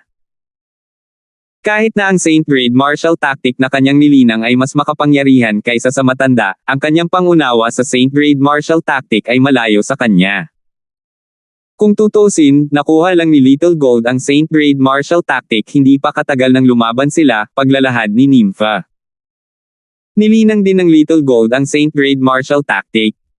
Nagulat si Alvin. Hindi lang Little Gold, kahit Little Black at Little White ay nakagawa na rin. Pero kakasimula pa lang nila noon pa lang, kaya ang pangunawa nila sa Saint Raid Martial Tactic ay halos hindi na nag-scrap sa ibabaw, sabi ni Nympha. Tumango si Alvin bilang pag-unawa. Katatapos lang din niyang kumuha ng Saint Raid Martial Tactic, kaya napaka-basic ng kanyang comprehension sa Saint Raid Martial Tactic. Kung hindi yun ang kaso, magkakaroon siya ng kumpiyansa na talunin ang Martial Emperor Holland gamit ang kanyang second-level Martial Emperor Stage Cultivation Base. May bagong natutunan si Alvin tungkol sa Saint Raid Martial Tactic pagkatapos makipag-usap kay Nympha. Nagsimula siyang maglagay ng higit na pagsisikap sa pag-aaral ng Saint Raid Martial Tactic Colossal Aerolite Arrow. Ang Colossal Aerolite Arrow ay ang primitive human rank Saint Raid Martial Tactic na iniwan sa kanya ng kanyang cheapskate na ama at ito ay nahahati sa kabuoang 6 na diskarte. Mayroong 3 mga diskarte para sa pag-atake, 2 para sa paggalaw at 1 para sa pagtatanggol. Napatunayan na ang Colossal Aerolite Arrow ay isang Saint Raid Martial Tactic na pangunahing nakatarget sa pag-atake, pangalawa sa paggalaw, at huling pagdepensa. Ang Aerolite Strike, Aerolite Shower at Sound of Death ay ang 3 diskarte sa pag-atake ng Colossal Aerolite Arrow. 1316. Samantala, ang Aerolite Strike ang teknik na nililinang ni Alvin sa ngayon. Ang Aerolite Strike ay ang nag-iisang diskarte sa pag-atake na naitala sa Colossal Aerolite Arrow. Ito ay kakilakilabot at nagtrabaho ng pambihira kapag ang isa ay nakatagpo ng isang maliit na bilang ng mga kalaban. Ang isang arrow ay maaaring pumatay ng isang tao. Bagamat may mga iisang diskarte sa pag-atake, natural, mayroon ding mga diskarte sa pag-atake ng grupo. Ang Aerolite Shower ay ang pamamaraan ng pag-atake ng grupo ng Colossal Aerolite Arrow. Sa sandaling may hatid ito, ang mga palaso ay babagsak na parang ulan. Gayunpaman, dahil sa nakakalat na kapangyarihan nito, hindi ito kasing lakas ng Aerolite Strike. Gayunpaman, gumana ito ng perpekto sa ilang mga sitwasyon. Ang huling diskarte sa pag-atake ay ang Sound of Death. Ito ay isang diskarte sa pag-atake ng malapitan na bumubuo sa kakulangan ng Colossal Aerolite Arrow bilang isang long-distance na Saint Raid Martial Tactic para sa pag-atake. Ang tunog ng kamatayan ay higit na umasa sa bowstring. Sa sandaling mahayla ang bowstring, ito ay magiging parang karit ng Grim Reaper na umaani ng buhay ng kalaban. Ang tunog na bunga ng paghila ng bowstring ay nagpatalsik sa napatay na kaaway tulad ng tunog ng kamatayan. Iyon ay kung paano nakuha ng pamamaraan ang pangalan nito. Mayroong dalawang colossal aerolite arrow na diskarte sa paggalaw na ang body at arrow synchronization at ang arrow embodiment. Si Alvin ay may kaunting kaalaman sa body and arrow synchronization. Katulad ng pag-atake na ginawa ni Alvin kanina kung saan siya ay tumayo sa ibabaw ng arrow at gumalaw kasama nito. Ito ay ang pamamaraan ng paggalaw ng colossal aerolite arrow, ang body at arrow synchronization. Gayunpaman, kailangan pa niyang linangin ang arrow embodiment. Ang diskarte sa pagtatanggol ay tinatawag na colossal arrow bell. Ito ang pinakamahirap na pamamaraan na linangin sa colossal aerolite arrow. Kailangang linangin ng isang tao ang aerolite shower sa impeccable stage bago makabisado ang colossal arrow bell. Ang impormasyon tungkol sa colossal aerolite arrow na taglay ni Alvin ay umalangaw-ngaw sa kanyang isipan. The impeccable stage. Ano iyon? Sumimangot si Alvin, hindi niya ito maintindihan. Pinuntahan niya si Nympha, nakaramdam ng pagkalito, at sinabi ang kanyang mga pagdududa, Nympha, para sa colossal aerolite arrow na aking nililinang, mayroong isang diskarte sa pagtatanggol na maaari ko lamang pagbutihin pagkatapos maglinang ng isang partikular na diskarte sa pag-atake hanggang sa maabot ko ang impeccable stage. Impeccable stage. Ano ang ibig sabihin nito? Tanong ni Alvin. Oh.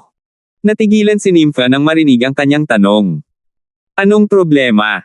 Natigilan si Alvin at naramdamang may mali. Brother Alvin, parang ang colossal aerolite arrow na nililinang mo ay isang set ng Saint Grade martial tactic skills na kapantay ng Dragon Mammoth Destruction Palm na nakultivate ko.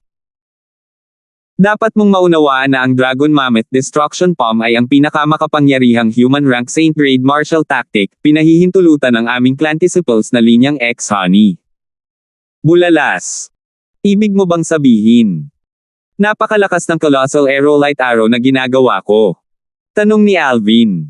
Siyempre naman. Masiglang tumango si Nympha. May isang diskarte sa pag-atake sa Dragon Mammoth Destruction Palm na aking nilinang na nangangailangan sa amin na linangin ang isang diskarte sa paggalaw hanggang sa maabot namin ang impeccable stage upang masimulan ang paglinang ng diskarte sa pag-atake. Ang lakas ng attack technique ay makakaranas ng boost dahil sa cultivation basis ng movement technique na kung saan ay linangin ito sa impeccable stage. Napakalakas nito na maihahambing ito sa attack technique ng Earth Rank Saint Grade martial tactic. Kapatid na Alvin, hindi ba ito malakas? Bumulwak si Nympha kay Alvin na ang puso ay nadurog nang marinig siya.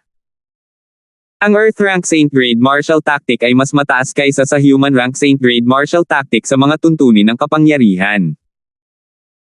Narinig niya noon mula kay Nympha na ang Earth Rank Saint Grade martial tactic ay maaari lamang linangin ng isang tunay na powerhouse ng Saint Stage.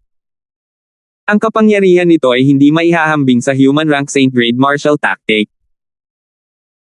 Ngayong sinabi ni Nympha sa kanya na mayroong diskarte sa pag-atake sa Human Rank Saint Grade martial tactic, ang mismong Dragon Mammoth Destruction Palm na kanyang nilinang na maihahambing sa Earth Rank Saint Grade martial tactic, paanong hindi siya matitigilan? Nympha, sa sinabi mo. Ibig sabihin, ang defense technique ng colossal aerolite arrow na nililinang ko ay maihahambing sa defense technique ng Earth Rank Saint Grade martial tactic. Nakuha ni Alvin iyon sa isang iglap. Mayroong isang diskarte sa pagtatanggol sa colossal aerolite arrow na kanyang nilinang na nangangailangan sa kanya na linangin ang isang diskarte sa pag-atake sa impeccable stage upang masimulan niyang linangin ang diskarte sa depensa. Ito ay katulad ng diskarte sa pag-atake sa Dragon Mammoth Destruction Palm na nilinang ni Nympha. Tama iyan. Tumango si Nympha. Kaya naman nagulat ako sa colossal aerolite arrow na nililinang ni Brother Alvin. Ang iyong colossal aerolite ay kapareho ng level ng Dragon Mammoth Destruction Palm ko, na nasa Human Rank Saint Grade martial tactic. Mas mataas pa ito kaysa sa ordinaryong Human Rank Saint Grade martial tactic. Kahit sa aming clan, isa lang ang Human Rank Saint Grade martial tactic ng ganoong level which is ang Dragon Mammoth Destruction Palm na aking nilinang. Ang ganitong Saint Grade Martial Tactic ay ang pinakamakapangyarihang maaaring linangin ng Martial Cultivator sa Saint Stage, binigkas ni Nympha ang lahat sa isang hininga. Kung ganoon, hindi ba't napakahalaga ng Colossal Aerolite Arrow? Huminga ng malalim si Alvin. Hindi lang ito mahalaga. Ito ay hindi mabibili. Kung handa kang mamigay ng Saint Token na may ganoong Saint Grade Martial Tactic na nakaimbak dito, may mga taong handang palitan ito ng Primitive Earth Rank Saint Grade Martial Tactic. Siyempre, isa lang itong Saint Token na may ordinaryong Primitive Earth Rank Saint Grade Martial Tactic. Mayroon ding mga bihirang tulad ng Saint Grade Martial Tactics na nililinang natin na mas mahalaga. Tulad ng aming angkan. Nagkaroon kami ng ilang ordinaryong Primitive Earth Rank Saint Grade Martial Tactics, ngunit mayroon lamang isang Primitive Human Rank Saint Grade Martial Tactic tulad ng iyong Colossal Aerolite Arrow, na kung saan ay ang Dragon Mammoth Destruction Palm na aking nilinang, sabi ni Nympha. Maaari ba siyang makipagpalitan ng Saint Token na may Primitive Earth Rank Saint Grade Martial Tactic dito? Bumilis ang hininga ni Alvin na hindi niya nakontrol. Sa sandaling iyon, napagtanto niya ang halaga ng Saint Token na may Colossal Aerolite Arrow na dala niya. Maging ang malakas na puwersa sa likod ni Nympha ay mayroon lamang isang katulad na Saint Grade Martial Tactic. Brother Alvin, hindi mahalaga kung ilantad mo ang kahangahangang kapangyarihan ng Colossal Aerolite Arrow bago ang iba. Ngunit dapat mong panatilihing sikreto ang iyong Saint Token na may Colossal Aerolite Arrow kahit ano pa man ang mangyari. Walang mga tagalabas ang dapat makaalam nito, inalis ni Nympha ang kanyang pangkaraniwang kakaiba at seryosong sinabi, kung ito ay magiging interesado sa Saint sa iyong kapangyarihan, napakalaki Aerolite Arrow. Para sa Saint Token, wala silang pakialam sa kanilang pagkakakilanlan at direktang papatayin ka para lang makuha ang Saint Token, sabi ni Nympha. Naiintindihan ko. Naging matino din si Alvin at tumango ng mariin. Hindi mahalaga kung alam ng iba kung gaano kalakas ang Colossal Aerolite Arrow na kanyang nililinang. Kung wala ang Saint Token, kahit na gusto niya, walang paraan na maituro niya ang Saint Grade Martial Tactic sa ibang tao. Gayunpaman, magiging ibang kwento kung alam ng mga tao na mayroon siyang Saint Token na may kasamang Colossal Aerolite Arrow. Hanggat nakuha ng isa, maaari nilang linangin ang Saint Grade Martial Tactic na nakatala dito. Maaaring hindi interesado ang mga powerhouse ng Saint Stage na linangin ang Human Rank Saint Grade Martial Tactic, ngunit paano ang kanilang mga inapo? Paano ang kanilang mga supling? Para sa kapakanan ng kanilang mga inapo at supling, gagawin nila ang lahat ng kanilang makakaya upang makakuha ng napakahusay na Human Rank Saint Grade Martial Tactic, ang Colossal Aerolite Arrow. Anak, hindi ako makapaniwala na hindi ko pa narinig ang lahat ng ito mula sa iyo dati. Hindi ko inaasahan na ang Colossal Aerolite Arrow na iyong nililinang ay magiging isang napakahusay na Human Rank Saint Grade Martial Tactic. Isang boses ang pumasok sa isipan ni Alvin sa sandaling iyon. Si Bart iyon.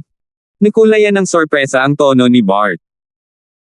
Dapat mong malaman na kahit ako mismo bilang isang santo ay hindi kailanman nakipag-ugnayan sa gayong Human Rank Saint Grade Martial Tactic bago ako pumasok sa Saint Stage noon.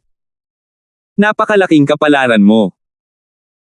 Sa Human Rank Saint Grade Martial Tactic na ito, magagawa mong talunin ang lahat ng Martial Cultivators at Dao Cultivators na may parehong level bago ka makapasok sa Saint Stage hanggat wala kang makakasalubong na sinumang naglilinang ng katulad na Martial Tactic o Dao Method na ginagawa mo, naiinggit si Bart habang nagsasalita.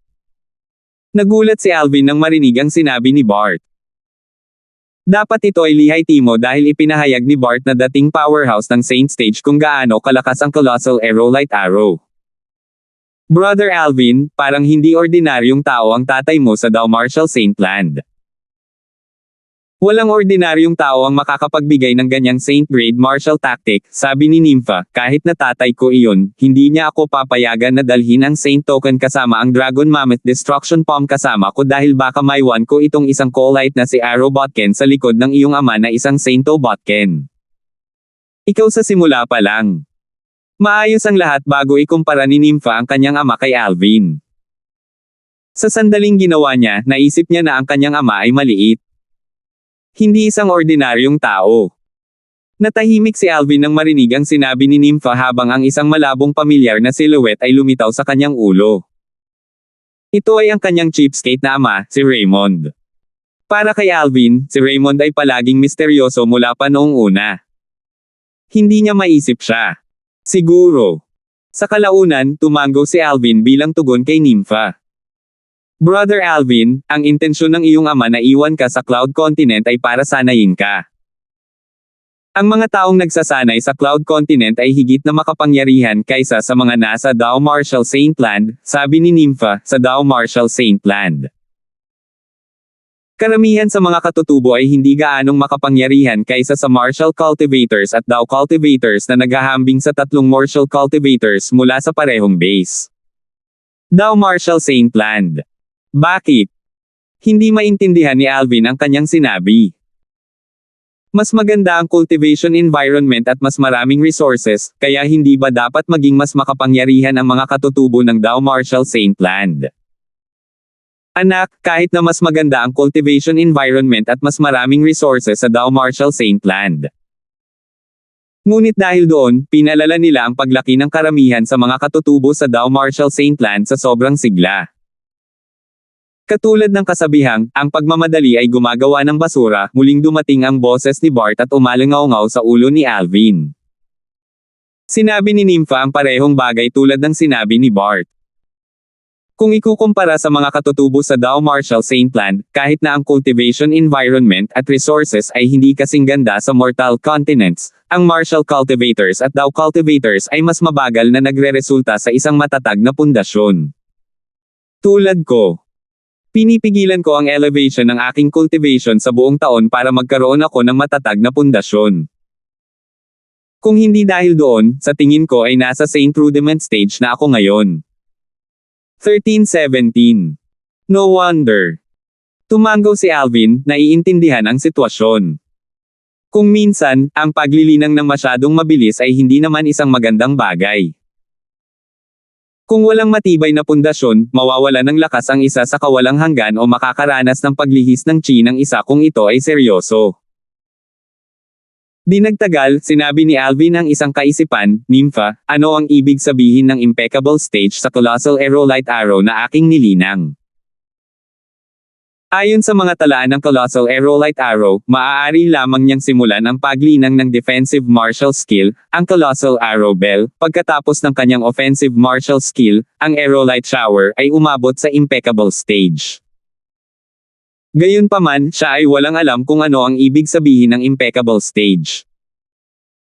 Brother Alvin, ang paglilinang ng martial skill sa Cloud Continent ay maaaring hatiin sa mga yugto. Halimbawa, ang Rudiment Stage, ang Initial Stage, ang Mastery Stage at ang Perfection Stage.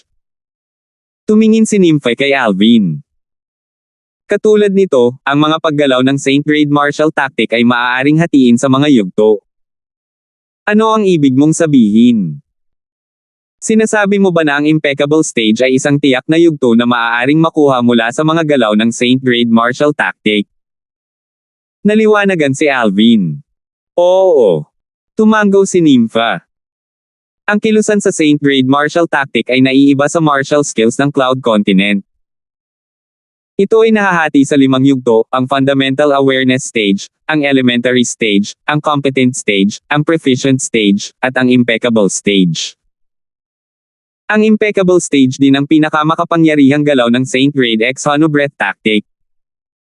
The Fundamental Awareness Stage, the Elementary Stage, the Competent Stage, the Proficient Stage, and the Impeccable Stage. With the Impeccable Stage ang ultimate move ng Saint Grade Martial Tactic, bulong ni Alvin, na isinasaulo ang mga yugto ng paggalaw ng Saint Grade Martial Tactic habang bumubulong siya. Mukhang hindi ko nalinangin ang Colossal Arrow Bell sa maikling panahon. Mapait na ngumiti si Alvin. Ang Colossal Arrow Bell ay ang tanging diskarte sa pagtatanggol sa Colossal Aerolite Arrow, ngunit ang malupit na mga kondisyon ay kailangang matugunan bago ito linangin. Sa partikular, ang isa pang nakakasakit na pamamaraan ay dapat na nasa impeccable stage.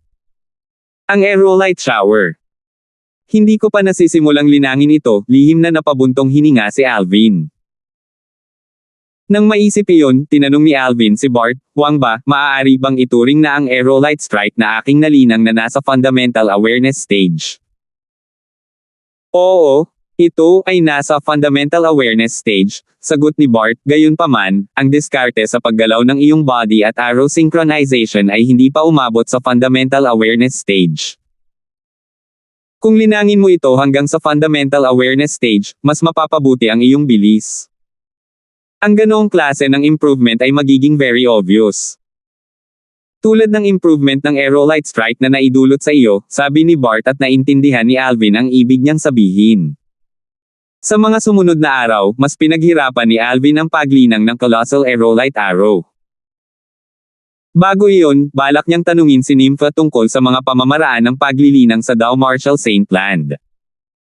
Sa Cloud Continent, ang bilis ng paglilinang ng isang tao ay malapit na nauugnay sa kanilang pamamaraan ng paglilinang. Halimbawa, ang Nine Dragons War Sovereign Technique na kanyang nilinang ay itinuturing na isa sa mga top tier na pamamaraan ng paglilinang sa Cloud Continent. Maihahambing pa ito sa Three Lives Rebirth Technique ng Rebirth Marshall Emperor. Brother Alvin, ang epekto ng cultivation method sa Marshall cultivators ng Dow Marshall Saint Land ay ganap na naiiba sa mga epekto sa mga martial artist ng Cloud Continent. Walang mas mahusay na pamamaraan ng cultivation sa Dow Marshall Saint Land, umiling si Nympha at sinabi. Sa katunayan, ang pamamaraan ng pagtatanim ng Dow Marshall Saint Land ay maaaring hindi mas mahusay kaysa sa pamamaraan sa Cloud Continent. Paano kaya iyon? Kailangang aminin ni Alvin na nagulat siya sa mga sinabi ni Nympha. Paano ito posible?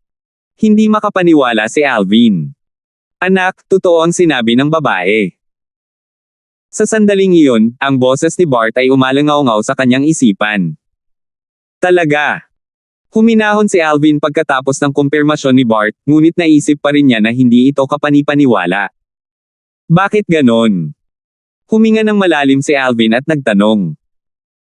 Brother Alvin, sinabi ko na sa iyo dati na ang martial artist mula sa Mortal Continent ay mas malakas kaysa sa isang katutubo ng Dow Marshall Saint Land kapag sila ay nasa parehong cultivation base sa Dow Marshall Saint Land. Sinabi ni Nympha, bukod sa pagkakaiba sa kapaligiran at mga mapagkukunan, ang dahilan kung bakit naganap ang ganitong kababalaghan ay dahil sa pamamaraan ng paglilinang. Ang lokal na pamamaraan ng pagtatanim ng Dow Marshall Saint Land ay nilikha ng mga ninuno na ang kapaligiran at mga mapagkukunan ng lupa ay nasa isip. Maraming mga disbentaha bagaman maaari itong mapabuti ang base ng paglilinang ng isang tao ng napakabilis. Sa kabilang banda, ang pamamaraan ng paglilinang mula sa Mortal Continent ay bubuo ng matatag na pundasyon bagaman ito ay mabagal. Ang pamamaraan ng paglilinang ay umiiral upang matulungan ang mga tao na makuha ang kapangyarihan sa pagitan ng langit at lupa upang maisama nila ito sa kanilang mga sarili at bilugan ito sa kanilang mga katawan upang palakasin ang kanilang sarili at gumawa ng mga bagong tagumpay. Iyan ang batayan ng isang pamamaraan ng paglilinang. Hanggat ito ay isang paraan ng Cloud Continent na maaaring i-cultivate sa Marshall Emperor Stage, mas mahusay na sila kaysa sa isang lokal na pamamaraan ng pagtatanim ng Dow Marshall Saint Land. Halimbawa, ang pamamaraan na aking nilinang ay hindi rin isang lokal na pamamaraan ng pagtatanim ng Dow Marshall Saint Land, ngunit mula sa ibang mortal na iinti, patuloy ni Nympha. Kung gayon, paano tayo, ang mga martial artist mula sa Cloud Continent, maglilinang kapag nalampasan natin ang mortal shedding stage? Pagkatapos ng lahat, ang dulo ng ating pamamaraan ng paglilinang ay nasa peak Marshall Emperor Stage. Sumimangot si Alvin na puno ng pagdududa ang mukha. Narinig niya ang sinasabi ni Nympha, ngunit hindi niya ito lubos na maunawaan. Para sa kanya, ito ay wala sa Dow Marshall Saint Land kahit na matapos ang isa na pumasok sa Mortal Shedding Stage. Pagkatapos ng Mortal Shedding Stage, naroon pa rin ang Saint Rudiment Stage at maging ang Saint Stage. Kailangang ipagpatuloy ng isa ang paglilinang kahit na matapos na sila sa Mortal Shedding Stage. Sa oras na iyon, hindi na magiging epektibo ang kanilang cultivation method sa Cloud Continent, hindi ba? Brother Alvin, ang pamamaraan ng paglilinang sa Dow Marshall Saint Land ay hindi gaanong komplikado kaysa sa iyong iniisip. Hanggat ito ay isang paraan ng mortal continent na maaaring linangin sa innate void restoration stage, maaari itong magpatuloy sa paglilinang kahit sa Dao Martial Saint Land. Natural, magkakaroon ito ng iba't ibang epekto sa lahat sa buong proseso dahil sa iba't ibang paraan ng paglilinang. Bukod pa rito, ang pamamaraan ng paglilinang ay sasailalim sa ilang pagbabago kapag nalampasan mo ang mortal shedding stage at nabuksan ang Saint Veins, sabi niya. Ang innate void restoration stage ay katumbas ng Martial Emperor stage ng Cloud Continent. Habang natulala si Alvin, napagtanto din nito na maaari niyang ipagpatuloy ang paglinang ng kanyang Nine Dragons War Sovereign Technique kahit na nalampasan na niya ang mortal shedding stage. Saint Vein. Mukhang naguguluhan si Alvin dahil unang beses niyang marinig ang salitang iyon. Kapag ang isang innate peak martial cultivator o Dao cultivator ay dumaan sa panibagong tagumpay, sila ay nasa mortal shedding stage. Ang mga nasa stage na ito ay magagawang buksan ang mga Saint Vein sa kanilang katawan. Ang isang Saint Vein ay nauugnay sa pundasyon ng isang martial cultivator at Dao cultivator. Kung mas maraming mga ugat ang kanilang mabubuksan, mas magiging malakas ang mga ito. Kadalasan, ang martial cultivator at Dao cultivator mula sa mortal continents ay makakapagbukas ng mas maraming Saint Veins kaysa sa mga katutubo ng Dao Martial Saint Land dahil sa mga mapagkukunan ng cultivation, ang mga mapagkukunan ng cultivation ng Dao Martial Saint Land. Sinabi ni Nympha, kaya sinabi ko na ang mga katutubo ng Dao Martial Saint Land ay kasing lakas ng mga martial cultivators o Dao cultivators mula sa mortal continents na may parehong cultivation base. Saint Vein. Ang pundasyon ng martial cultivators at Dao cultivators ay nakaapekto sa kanilang lakas. Tumango si Alvin. Ang proseso ng pagbubukas ng isang Saint Vein ay kilala rin bilang mortal shedding. Iyon ay kung paano nabuo ang mortal shedding stage.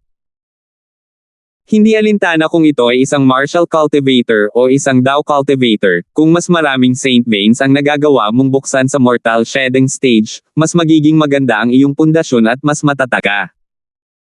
Sa sandaling makapasok ka sa stage ng Saint Rudiment, hindi ka na makakapagbukas ng bagong Saint Vein, sabi ni Nympha. Ilan ang mga Saint Vein sa kabuuan? Tanong ni Alvin.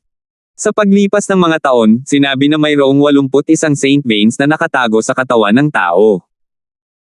Gayunpaman, iilan lamang sa mga powerhouse ang nakapagbukas ng lahat ng 81 sa kanila sa kasaysayan ng Dao Martial Saint Land. Sa nakalipas na 10,000 taon, mayroon lamang isang tao na nagbukas ng 81 Saint Veins. Ang mga mata ni Nympha ay napuno ng matinding pagnanasa nang sabihin niya iyon. 81 Saint Veins. Napailing si Alvin. Ibig bang sabihin ay nabuksan na ng nasabing tao ang lahat ng nakatagong Saint Veins? Kanina, sinabi ni Nympha na kapag mas maraming Saint Veins ang nabuksan, mas magiging matatag ang kanilang pundasyon at mas magiging matatag ang mga ito. Kung binuksan niya ang 81 Saint Veins, ibig sabihin ba nito ay langit ang kanyang lakas? Oo. Tumango si Nympha. Hindi ko inasahan na ang isang taong may ganoong lakas na lumalaban sa langit ay lilito nang ako ay nakulong sa Devil Seal Tablet. Kasabay nito, ang boses ni Bart ay tumunog sa isipan ni Alvin. Hindi mo pa ba siya narinig? Natigilan si Alvin. Hindi, sagot ni Bart. Nympha, karaniwan, ilang Saint Veins ang mabubuksan ng isa sa mortal shedding stage? Tanong ni Alvin. Ang mga ordinaryong tao ay maituturing na may talento kung makakapagbukas sila ng 30 Saint Veins. Ang mga nagbubukas ng 30 Saint Veins sa mortal shedding stage ay karaniwang makapasok sa Saint Rudiment stage. Ang mga magbubukas lamang ng higit sa 50 Saint Veins ang magkakaroon ng pagkakataong makapasok sa Saint stage, sabi ni Nympha. Ang pagbubukas ng 50 Saint Veins ay nagbibigay sa isa ng pagkakataong makapasok sa Saint Stage at maging isang powerhouse ng Saint Stage. Napabuntong hininga si Alvin. Sa sandaling iyon, muli, humanga siya sa kung gaano kalakas ang mga powerhouse na nagbukas ng 81 Saint Veins. Huwag ba, ilang Saint Veins ang nabuksan mo noon? Tanong niya kay Bart. 50, nag-alinlangan sandali si Bart bago umamin. 50 lang. Sumimangot si Alvin. Boy, Ang taong makakapagbukas ng 59 na Saint Veins ay itinuturing na talented. Sa panahon ko, ang taong nagbukas ng pinakamaraming Saint Veins ay nakakuha lang ng 67 veins. Ngumuso si Bart. 67. Mukhang malayo iyon sa 81, ungol ni Alvin. 81. Legendary yan. Noong panahon ko, 2 tao lang ang nakapagbukas ng 81 Saint Vein sa halos 100,000 taon ng kilalang kasaysayan sa Dow Marshall Saint Land. Bukod pa sa taong binanggit ng babaeng iyon, sa mahigit 100,000 taon, 3 tao lang ang nakapagbukas ng 81 Saint Vein sa Dow Marshall Saint Land, putol ni Bart. 1318. Nympha, ano ang nangyari sa powerhouse na nagbukas ng 81 Saint Veins?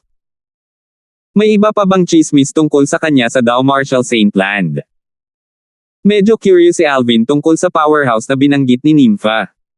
Sa mga salita ni Bart, ang mga taong katulad niya ay mga maalamat na Marshall cultivator. Oo.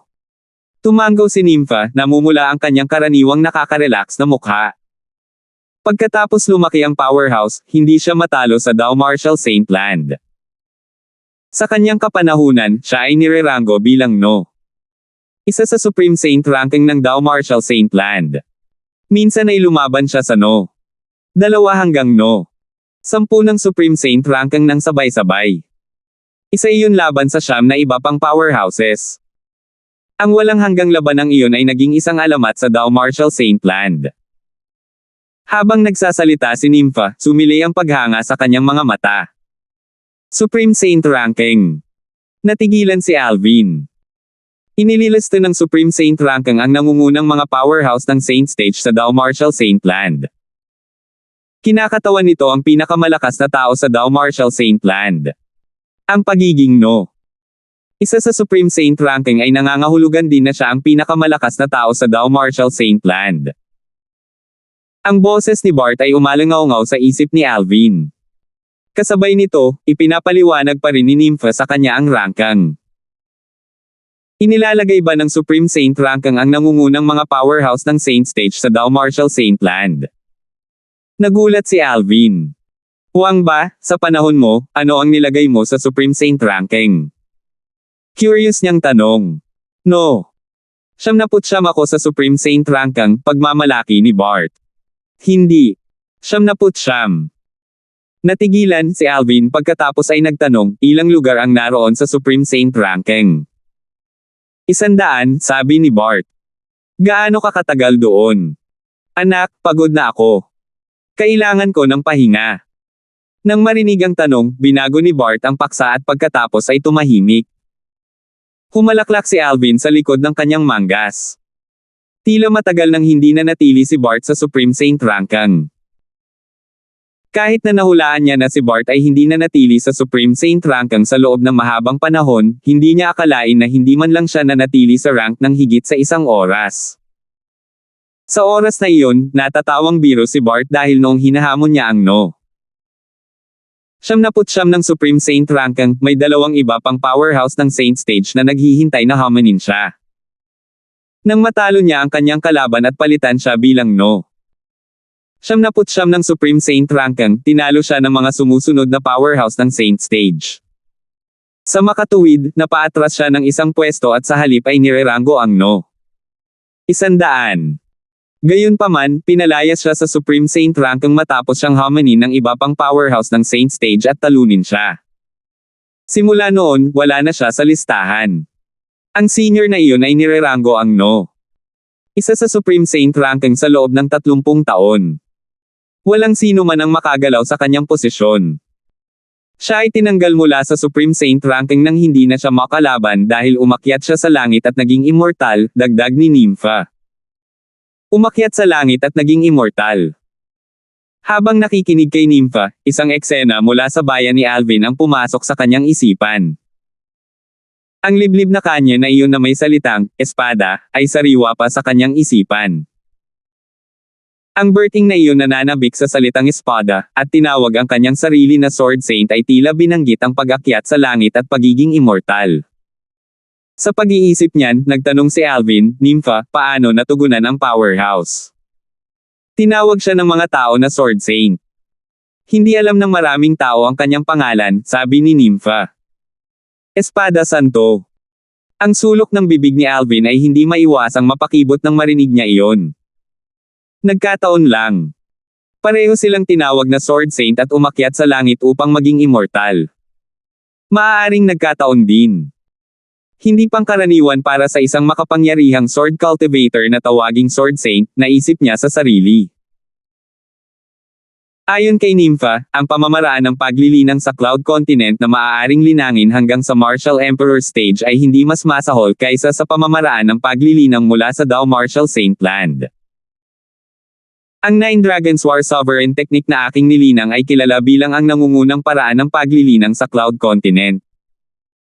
Hindi ko alam kung ilang Saint Veins ang mabubuksan ko kapag nakapasok ako sa Mortal Shedding Stage. Inaasahan niyang makarating sa Mortal Shedding Stage at mabuksan ang 81 nakatagong Saint Vein sa kanyang katawan. Gayunpaman, alam niyang hindi niya ito madaliin. Sa kasalukuyan, nasa second level Martial Emperor Stage lang ako. Medyo malayo pa ang Mortal Shedding Stage. Sa pag-iisip niya ay napailing siya na parang binuhusan ng malamig na tubig sa kanyang ulo. Mabilis na lumipas ang 10 araw. Pagkaraan ng 10 araw, si Alvin at ang iba pa kasama si Harris at ang iba pa mula sa Lazarus Peak ay umalis kasama ang mga tao mula sa Hidden Fog Island hanggang sa pinakadakila sa 4 Great Overseas Saint Islands, Half Moon Island. Bukod sa kanila, ang iba pang mga Martial Emperors at Demon Emperors mula sa Cloud Continent ay nagdala din ng kanilang mga tauhan. Higit pa o mas kaunti, mayroon silang ilang mga tao na nireranggo sa nangungunang 30 sa Hidden Fog Martial Competition sa ilalim nila. Natural, may ilang Martial Emperors at Demon Emperors na walang niranggo sa top 30 sa ilalim nila, ngunit sumama pa rin sila para sumali sa kasiyahan. Ito ay isang pambihirang pagkakataon na makapunta sa Half Moon Island. Ang ganitong pangyayari ay hindi madalas mangyari. Ang Half Moon Island ay matatagpuan sa hilaga ng Hidden Fog Island. Sa malalim na dagat sa hilaga ng isla, mayroong mas nakakatakot na mga demonyo sa ilalim ng dagat na kinabibilangan ng mga pag-iral na mas malakas kaysa sa 4th level Demon Emperor stage. Nagtipon-tipon ang lahat at pinamunuan sila ng First Island Master ng Hidden Fog Island patungo sa Half Moon Island. Nakita ni Alvin ang First Island Master ng Hidden Fog Island isang beses bago ito, ngunit siya ay naging isang innate illusory lamang. Pagharap sa totoong tao, nakaramdam siya ng hindi nakikitang pressure. Nympha, ang First Island Master na ito ay isang peak Martial Emperor at nasa peak innate stage din. Sigurado ka bang makakalaban mo siya? Pagkaalis nila, tinanong ni Alvin si Nympha sa pamamagitan ng voice transmission. Ito ay isang piraso ng cake upang talunin siya kung hindi siya linangin ng anumang Saint-grade martial tactic. Kung mayroon siya, kung gayon mahirap sabihin, sagot ni Nympha at tumango si Alvin. Nalinang niya ang isang Saint-grade martial tactic, ang Colossal Aerolite Arrow, kaya alam niya na ang paglinang ng ganoong taktika ay lubos na makakaapekto sa lakas ng isang Martial Emperor powerhouse. Ang Martial Emperor Shi-Chi, Martial Emperor Volter, at Lawrence ay hindi bahagi ng grupo ng mga powerhouse ng Martial Emperor stage mula sa Cloud Continent na patungo sa Half Moon Island. Gayunpaman, sumunod ang mga tao mula sa Thundercloud Peak sa ilalim ng pamumuno ni Brenda. Martial Emperor Holland. Nararamdaman ni Alvin ang patuloy na titig ni Martial Emperor Holland, ngunit wala siyang pakialam. Sa kasalukuyan, siya ay kasing lakas ng Martial Emperor Holland. Kung sila ay maglalaban, ang Martial Emperor Holland ay, sa pinakamaraming, pantay na tugma sa kanya. Imposibleng matalo siya nito. Sayang naman at hindi ako umabot sa Aerolite Strike at Body and Arrow Synchronization. Kung hindi, sigurado akong matatalo ko si Martial Emperor Holland kung gumawa ako ng breakthrough sa alinman sa kanila, lihim na naisip ni Alvin. Kung alam ng iba ang iniisip ni Alvin, tiyak na mararamdaman nila na siya ay masyadong sakam. Hindi ka panipaniwala para sa isang second level Martial Emperor stage na pantay na tumugma sa 5th level Martial Emperor stage. Marahil ay dahil sa utos ni Nympha kaya hindi nagkusa si Martial Emperor Wesley na batiin sila nang makita siyang muli. Umalis ang grupo sa Hidden Fog Island at nagtungo sa Half Moon Island.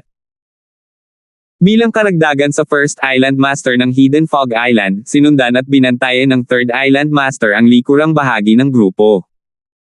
Nanatili ang Second Island Master para bantayan ang Hidden Fog Island. Nakakaawa. Kung ang Second Island Master ng Hidden Fog Island na iyon, si Barry, ay sumama, kailangan ko na lang humanap ng pagkakataon para akitin siyang patayin ako. Siguradong sesulake siya. Napaisip si Alvin sa kanyang sarili. Ngayon, hindi na siya natatakot kay Barry. Ito ay dahil si Nympha at tatlong maliliit na kasama ay nasa tabi niya. Kahit na hindi kalaban ni Barry ang tatlong maliliit na kasama, madali pa rin siyang matalo o mapatay ni Nympha. Malaki ang tiwala niya tungkol doon. Sa kanilang pagpunta sa Half Moon Island, nakatagpo sila ng ilang mga demonyong simple ang pag-iisip. Gayunpaman, napatay sila sa ikalawang pag-alis nila sa tubig bago pa man nila makita ang kanilang mga target. Kinulayan ng pula ng dagat ang mga nahulog nilang katawan. Malakas yan. Sa tuwing ang isang demonyo ay mahiwagang mamatay, lahat kasama si Alvin ay magkakasabay na titingin sa First Island Master ng Hidden Fog Island. Alam nilang inatake niya ito. Siya ay nilinang ng Saint Grade Martial Tactics. Narinig ni Alvin ang voice transmission ni Nympha. Sa pamamagitan ng paulit-ulit na pag-atake ng First Island Master ng Hidden Fog Island, may natuklasan si Nympha at maaaring makumpirma na nalinang niya ang Saint Grade Martial Tactics. Tumango si Alvin nang marinig niya ang mga salita ni Nympha. Gayunpaman, hindi siya nagulat tungkol dito. Pagkatapos ng lahat, ang First Island Master ng Hidden Fog Island ay ang tunay na Master ng Hidden Fog Island na isa sa 4 Great Overseas Saint Islands.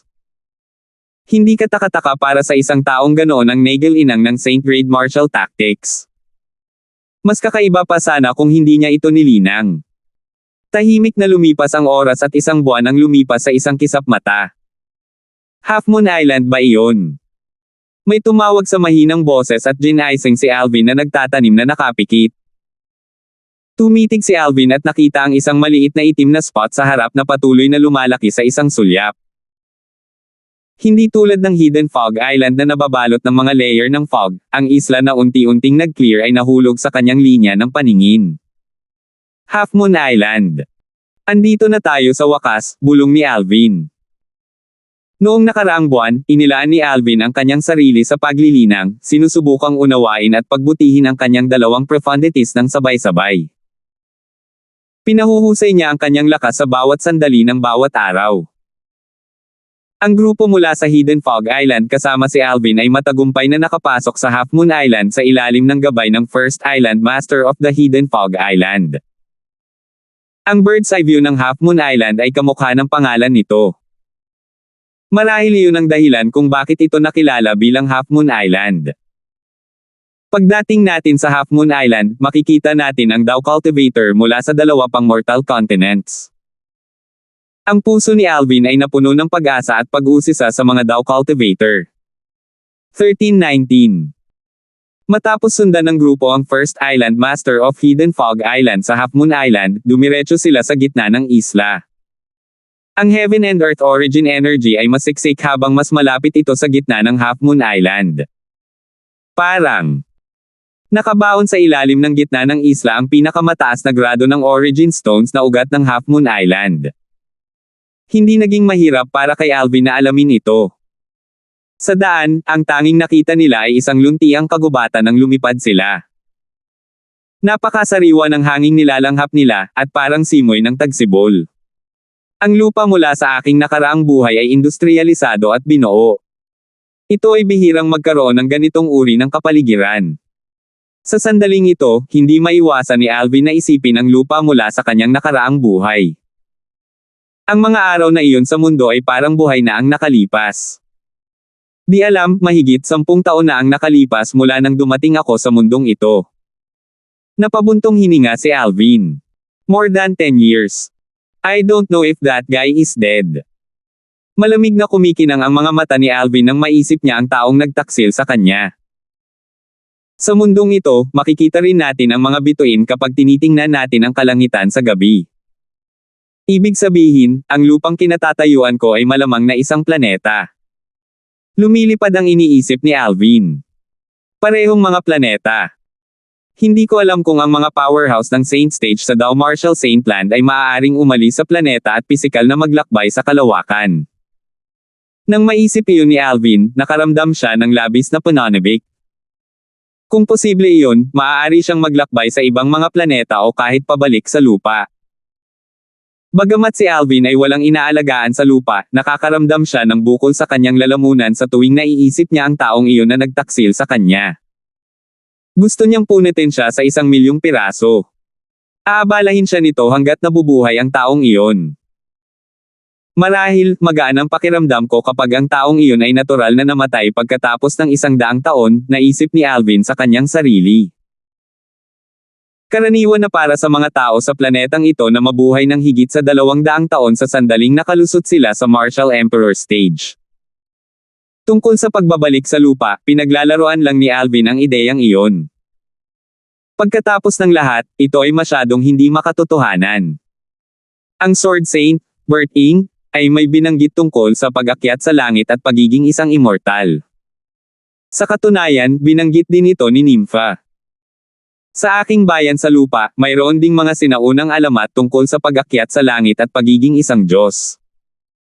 Ayon sa mga sinaunang mito at alamat, ang isang mortal ay maaaring linangin ang immortalidad at dharma. Sa huli, aakyat sila sa langit at aakyat sa immortal world at magiging mga Diyos o immortal. Hindi ko alam kung ang pag-akyat ng mundong ito sa langit at pagiging immortal ay kapareho ng sa sinaunang mito at alamat. 1,000,000 nakalilitong kaisipan ang pumupuno sa isip ni Alvin. Hindi mapigilan ni Alvin ang kanyang pagkamausisa at tinanong si Nympha, "Nympha, binanggit mo ang isang powerhouse ng Sword Saint na nagbukas ng 81 Saint Veins, umakyat sa heaven at naging immortal. Alam mo ba kung ano ang ibig sabihin ng pag-akyat sa langit at pagiging immortal?" Napasimangot si Nympha nang marinig niya ang kanyang mga salita. May kumikinang sa kanyang malikot na mga mata. Sinabi niya, "Hindi ako sigurado kung ano ang ibig sabihin nito."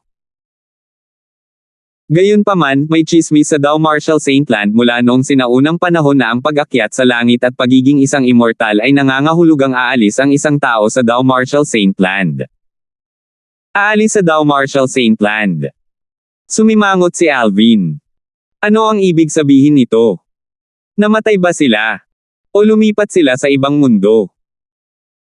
Ayon sa mga sinaunang mito at alamat sa lupa, ang pag-akyat sa langit at pagiging Diyos ay nangangahulugang umalis sila sa lupa at umakyat sa immortal na mundo upang maging mga Diyos o immortal.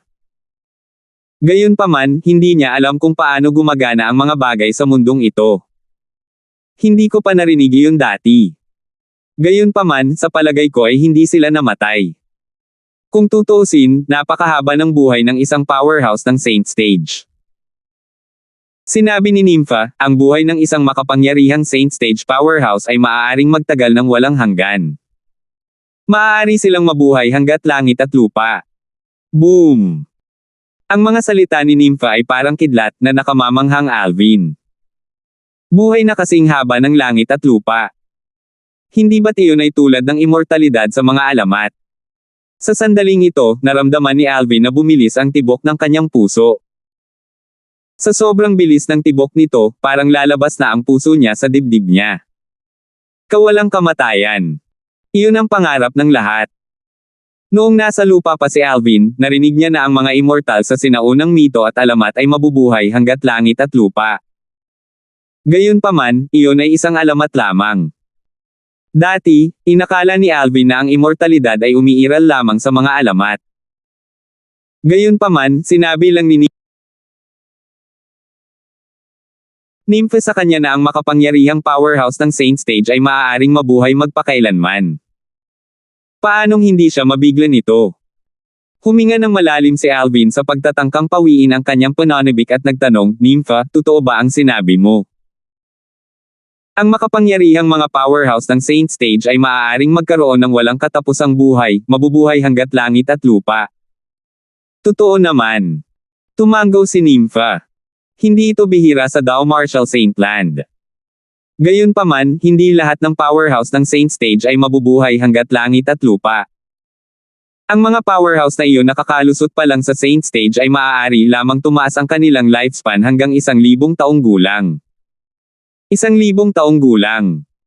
Bagamat nagulat pa rin si Alvin, maaari siyang manatiling kalmado dahil natuklasan niya na umiral ang immortalidad. Sa sandaling makapasok ka sa stage ng Saint, ang iyong habang buhay ay maaaring tumaas sa 1,000 taong gulang. Ang makapangyarihang mga powerhouse ng Saint Stage ay maaaring mabuhay magpakailanman. Ang puso ni Alvin ay napuno ng pagnanasa nang isipin niya ito. Nais niyang makapasok sa Saint Stage at maging isang powerhouse ng Saint Stage balang araw. Boy, kung makakalusot ka sa Mortal Shedding Stage, tataas ang iyong lifespan hanggang 300 years old. Kung makapasok ka sa Saint Rudiment Stage, mabubuhay ka ng hanggang 500 years old, napapanahon ang boses ni Bart.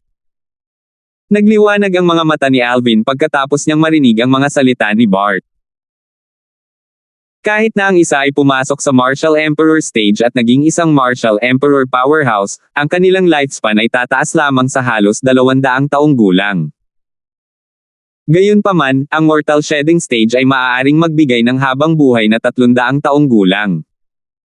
Bilang karagdagan sa Saint Veins, kasalukuyang hinahangad din ni Alvin ang mahabang buhay.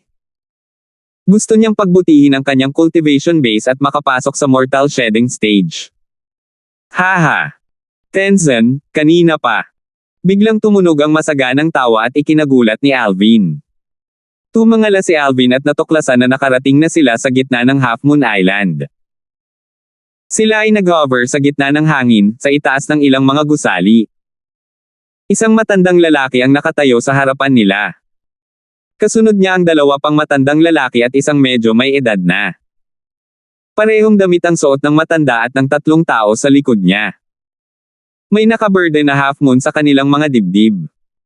Ang hugis ay katulad ng Half Moon Island. Ang kanilang mga kasuotan ay halatang uniforme ng Half Moon Island. Gayunpaman, hindi tulad ng asul na kalahating buwan sa dibdib ng matanda, ang iba pang 3 tao ay may berdeng kalahating buwan. Parang ang kulay ng buwan ay kumakatawan sa kanilang katayuan sa Half Moon Island.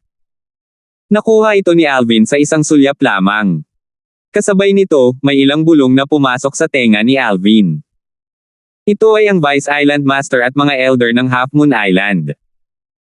Paano mo nalaman ang kanilang pagkakakilanlan? Tingnan mo na lang ang berde sa kanilang mga dibdib. Sa Half Moon Island, ang klase ay malinaw na nahahati sa mga kulay ng bahaghari. Pula, orange, dilaw, berde, asul, indigo, at violet. Ang pula ay isang marka para sa pinakamababang katayuan. Ito ay para lamang sa mga ordinaryong alagad sa labas ng isla. Sa kabilang banda, ang violet ay isang marka ng pinakamataas na katayuan ng isla ng Half Moon. Ito ay kumakatawan sa pinakamataas na katayuan sa isla ng Half Moon. Narinig ko na rin ang tungkol dyan. Sa ilalim ng Violet Moon, ang Indigo Moon ay eksklusibong pagmamayari ng 3 Vice Island Masters ng Half Moon Island. Pagkatapos ng Indigo Moon, ang asul na buwan ay kumakatawan sa mga Elder sa loob ng isla ng Half Moon Island. Karamihan sa mga taong nagbubulungan ay ang mga pangunahing disipulo ng Hidden Fog Island. Bilang isa sa Overseas Saint Islands, narinig nila ang ilang bagay tungkol sa Half Moon Island. Kitten, hindi ka pa namamatay. Nakaharap sa mga pagbati mula sa Vice Island Master ng Half Moon Island, ngumiti ang First Island Master of Hidden Fog, Master Tenzin. Gayunpaman, hindi magalang ang mga salitang lumabas sa kanyang bibig. Karamihan sa mga tao mula sa Hidden Fog Island at Alvin ay nagulat nang marinig nila ang kanyang mga salita. Kung ikukumpara, ang 3 matatanda ng Half Moon Island ay mas kalmado. Mukhang hindi sila nagulat. Samantala, ngumiti kay Tenzin ang Vice Island Master ng Half Moon Island na si Kitten. Paano ako mamamatay kung buhay ka pa? Huwag mong kalimutan na mas matanda ka sa akin ng ilang taon, matagumpay na sabi ni Kitten. Ang grupo mula sa Hidden Fog Island kasama na si Alvin ay sa wakas ay may ideya sa kung ano ang nangyayari. Ang unang Isla Master ng Hidden Fog Island ay dapat na matandang kaibigan ng Vice Island Master ng Half Moon Island. Sa katunayan, dapat ay medyo malapit sila. Kung hindi, hindi sila magiging casual sa isa't isa. Ikaw matandang umutot, wala kang ibang masasabi bukod dito. Mabilis na sagot ni Tenzin pagkatapos niyang sumangot. Palagi siyang natatalo kay Kitten dahil doon. Haha. Ang pagsasabi nito ay sapat na. Pagkatapos ngumingiti at tumawa, tumingin si Kitten kay Alvin at sa iba pa. Lahat kayo ay pagod sa paglalakbay kasama ang matandang umut-o na iyon. Dadalhin ko kayo sa isang lugar upang makapagpahinga. Pagkatapos noon, siya at ang tatlong matatanda ng Half Moon Island ay tumalikod at nanguna, bumaba sa lupa. Gayunpaman, hindi sila sinundan ng mga alagad ng Hidden Fog Island. Maging si Alvin at ang iba pa mula sa Cloud Continent ay hindi sumunod sa kanila. Nakatingin lang sila kay Tenzin. Hindi sila nang ahas na sundan sila dahil natatakot sila sa lakas ng First Island Master of Hidden Fog Island. Kung hindi siya nasisiyahan, maaari niyang patayin ang mga ito sa isang segundo lamang. Natural, may ilan na hindi natatakot kay Tenzin. Hindi sila sinundan ni Nympha dahil nakita niyang hindi gumagalaw si Alvin. Hindi dahil sa takot siya kay Tenzin. Si Alvin at ang iba pa ay kumilos lamang nang lumipat si Tenzin. Sa ilalim ng Vice Island Master ng Half Moon Island, ang kaayusan ni Kitten, si Alvin at ang iba pa ay nanatili sa isang gusali sa gitna ng Half Moon Island. Ito rin ang pangunahing gusali sa Half Moon Island. Dito nanatili ang lahat sa ilalim ng Island Master ng Half Moon Island, si Devon. Kabilang dito ang Vice Island Masters ng Half Moon Island, mga matatanda sa loob ng isla, mga pangunahing disipulo, at mga disipulo sa panloob na isla. Nang sila ay nasa isang maluwang na bulwagan, tumingin si Nympha kay Kitten na lumilipad palayo at bumulong, itong Vice Island Master ng Half Moon Island ay isang Dao Cultivator. Dao Cultivator. Nagliwanag ang mga mata ni Alvin nang marinig niya iyon. Agad niyang sinundan ang linya ng paningin ni Nympha at tumingin sa paligid. Gayunpaman, wala siyang mahanap na pagkakaiba sa pagitan ni Kitten at ng mga Martial Cultivator kahit paano siya tumingin sa kanya. Salamat po at sinamahan ninyo ako, ingat lagi mga master.